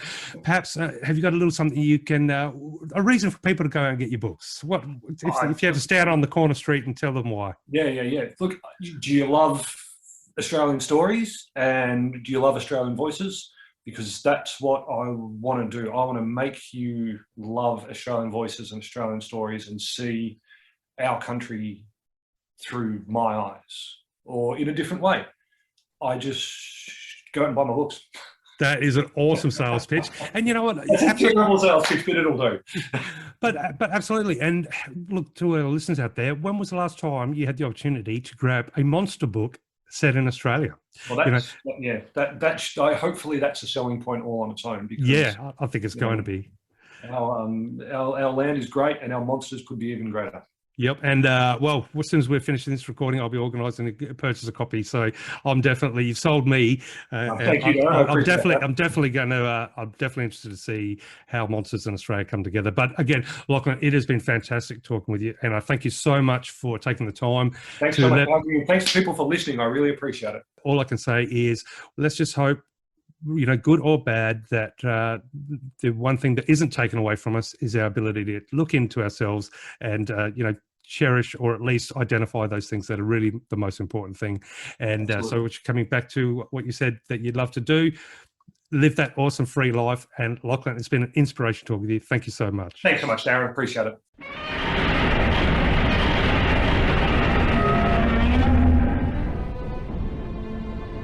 So you both covered so many things. You and Lachlan, monsters, and then Australian dystopia, and blokes' relationships, should I say, or not quite bromance, but talking about relationships between mateship. Sorry, Yay. I forgot the word. That's good. But I want to jump straight into quotes. So let's start with one from Friedrich Nietzsche. So Nietzsche was a German philosopher. Don't tell me we've got the same one. Yeah, but it's a good one. So I'm assuming we do, because I love it. There's so much. But please go ahead. Let's see if we do, because he did say a lot of things. Whoever? Yeah. Okay. Whoever fights monsters should see to it that in the process he does not become a monster. And if you gaze long enough into an abyss, the abyss will gaze back into you. Yes, just look, I think it's one of the most famous quotes around, really, isn't it? There's not many Yeah. people that haven't heard it, or at least recognise aspects of it. Yeah. And not only that, would I can't imagine many people that would disagree with something like that. No, absolutely. All right, we'll skip on over that one. I'll give you my next one. Please Or do. you want to go into... Yeah, I'll give my next one, because then you can save up and bring us the other Well, one? that's a 2-for-1. So we That's both picked that one. So I'll get 3 next week. You can get 3 next week, yeah. Yay! So I thought I'd just move away from, monsters a little bit and think about the realities, because you guys talked a little bit about, interpretation of realities and those kind of things. This is from Jane Wagner, and Jane is an American writer, and she was a collaborator, and she's in fact the wife of Lily Tomlin, so she's a comedy writer. But I love this quote, which is, "Reality is the leading cause of stress amongst those in touch with it." Oh, yes. That is a doozy. So there's a nice little sting in the tail. The leading cause of stress amongst those in touch with it. Yeah. Yeah, in other words, if your eyes are open and... Naturally enough, reality is stressful. All right, what do you got for us? All right, so I've got one from a V.E. Schwab. Yes. She writes this great spec fic. Yep. Yeah, so I really like this one, but it says, but these words people threw around, humans, monsters, heroes, villains, to Victor it was all just a matter of semantics. Someone could call themselves a hero and still walk around killing dozens. Someone else could be labelled a villain for trying to stop them. Plenty of humans were monstrous, and plenty of monsters knew how to play at being human. So I do like that, and it really comes down to, I guess intent. I don't know. Yeah, that's a good one, because the whole idea that humans can be. I think humans are the scariest monster of all myself. Yes.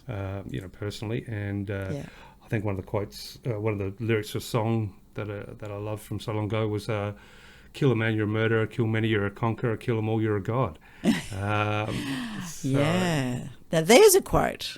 Yeah, although it's I suppose technically a quote. Yeah. But it is, isn't it? It's just what one person. I mean, who defines what it is to be monstrous as far as a human being? Is a soldier being monstrous? That's all. It's a murky. Yeah, the boundaries red line. are always shifting, aren't they? They are grey, and they're black and white until they're grey. Is what I always kind of think. Yeah. And so, which I think is the beautiful thing about monsters and about literature, because at the end of the day, it gives us all opportunities to look deep within ourselves and face those things, fears, or learn those aspects about ourselves that maybe we wouldn't have delved into were it not for books like, for example, we call it Monster or Frankenstein, or any of those books that ask us to delve into the darker aspects of what it is to be a human being. Yeah. And what are those things in reality, which is obviously an unavoidable source of stress. What things in reality could push us to a point of being monstrous ourselves? Yes. And how do we? And if we can identify that, then we can avoid it. So then maybe, as you mentioned earlier, monsters can be an omen or a warning sign, a lighthouse in a storm of potential monstrousness. I don't know if that's a word. Monstrousness. Monstrousness. Yes. Or let's just say dark evil doings. Yeah, dark evil doings.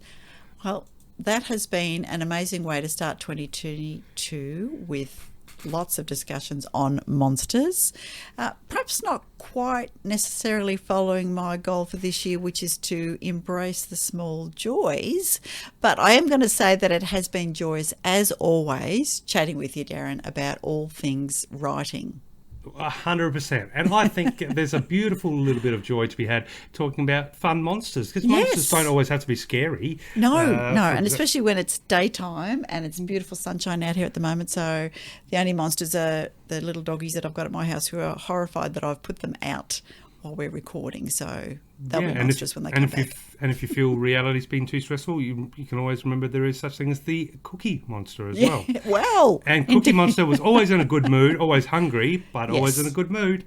Yes, so, absolutely. No, it's been fantastic. And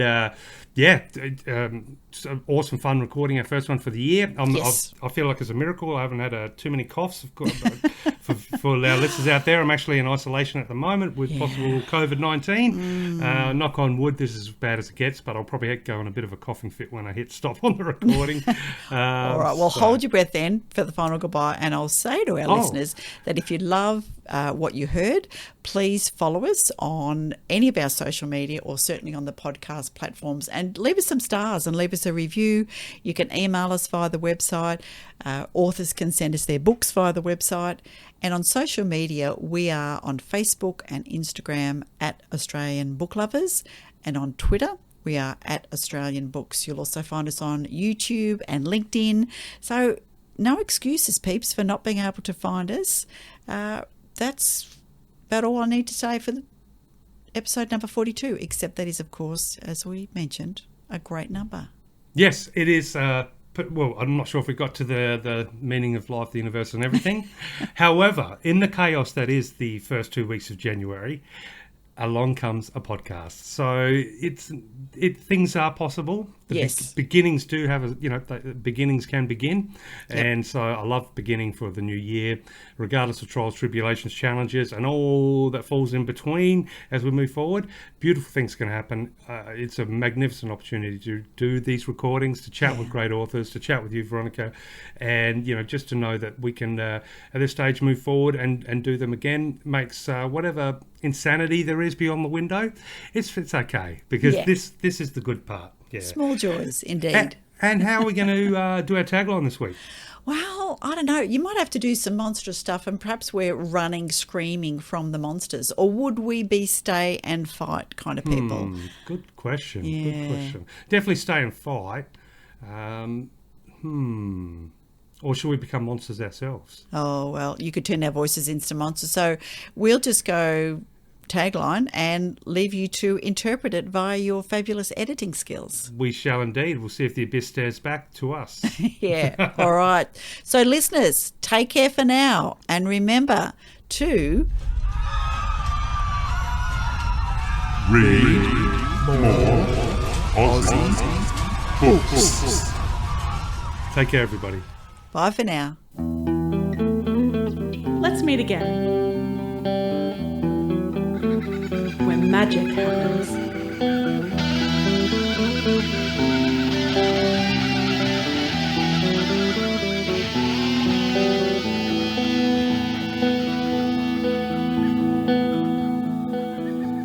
Australian Book Lovers acknowledges First Nations peoples and recognises their continuous connection to country, community and to culture. We pay our respects to elders past, present and emerging, and honour the sharing of traditional stories passed down through generations. We're committed to a safe and inclusive welcome for authors and readers of all cultures and backgrounds, including people of LGBTQIA+ communities and their families.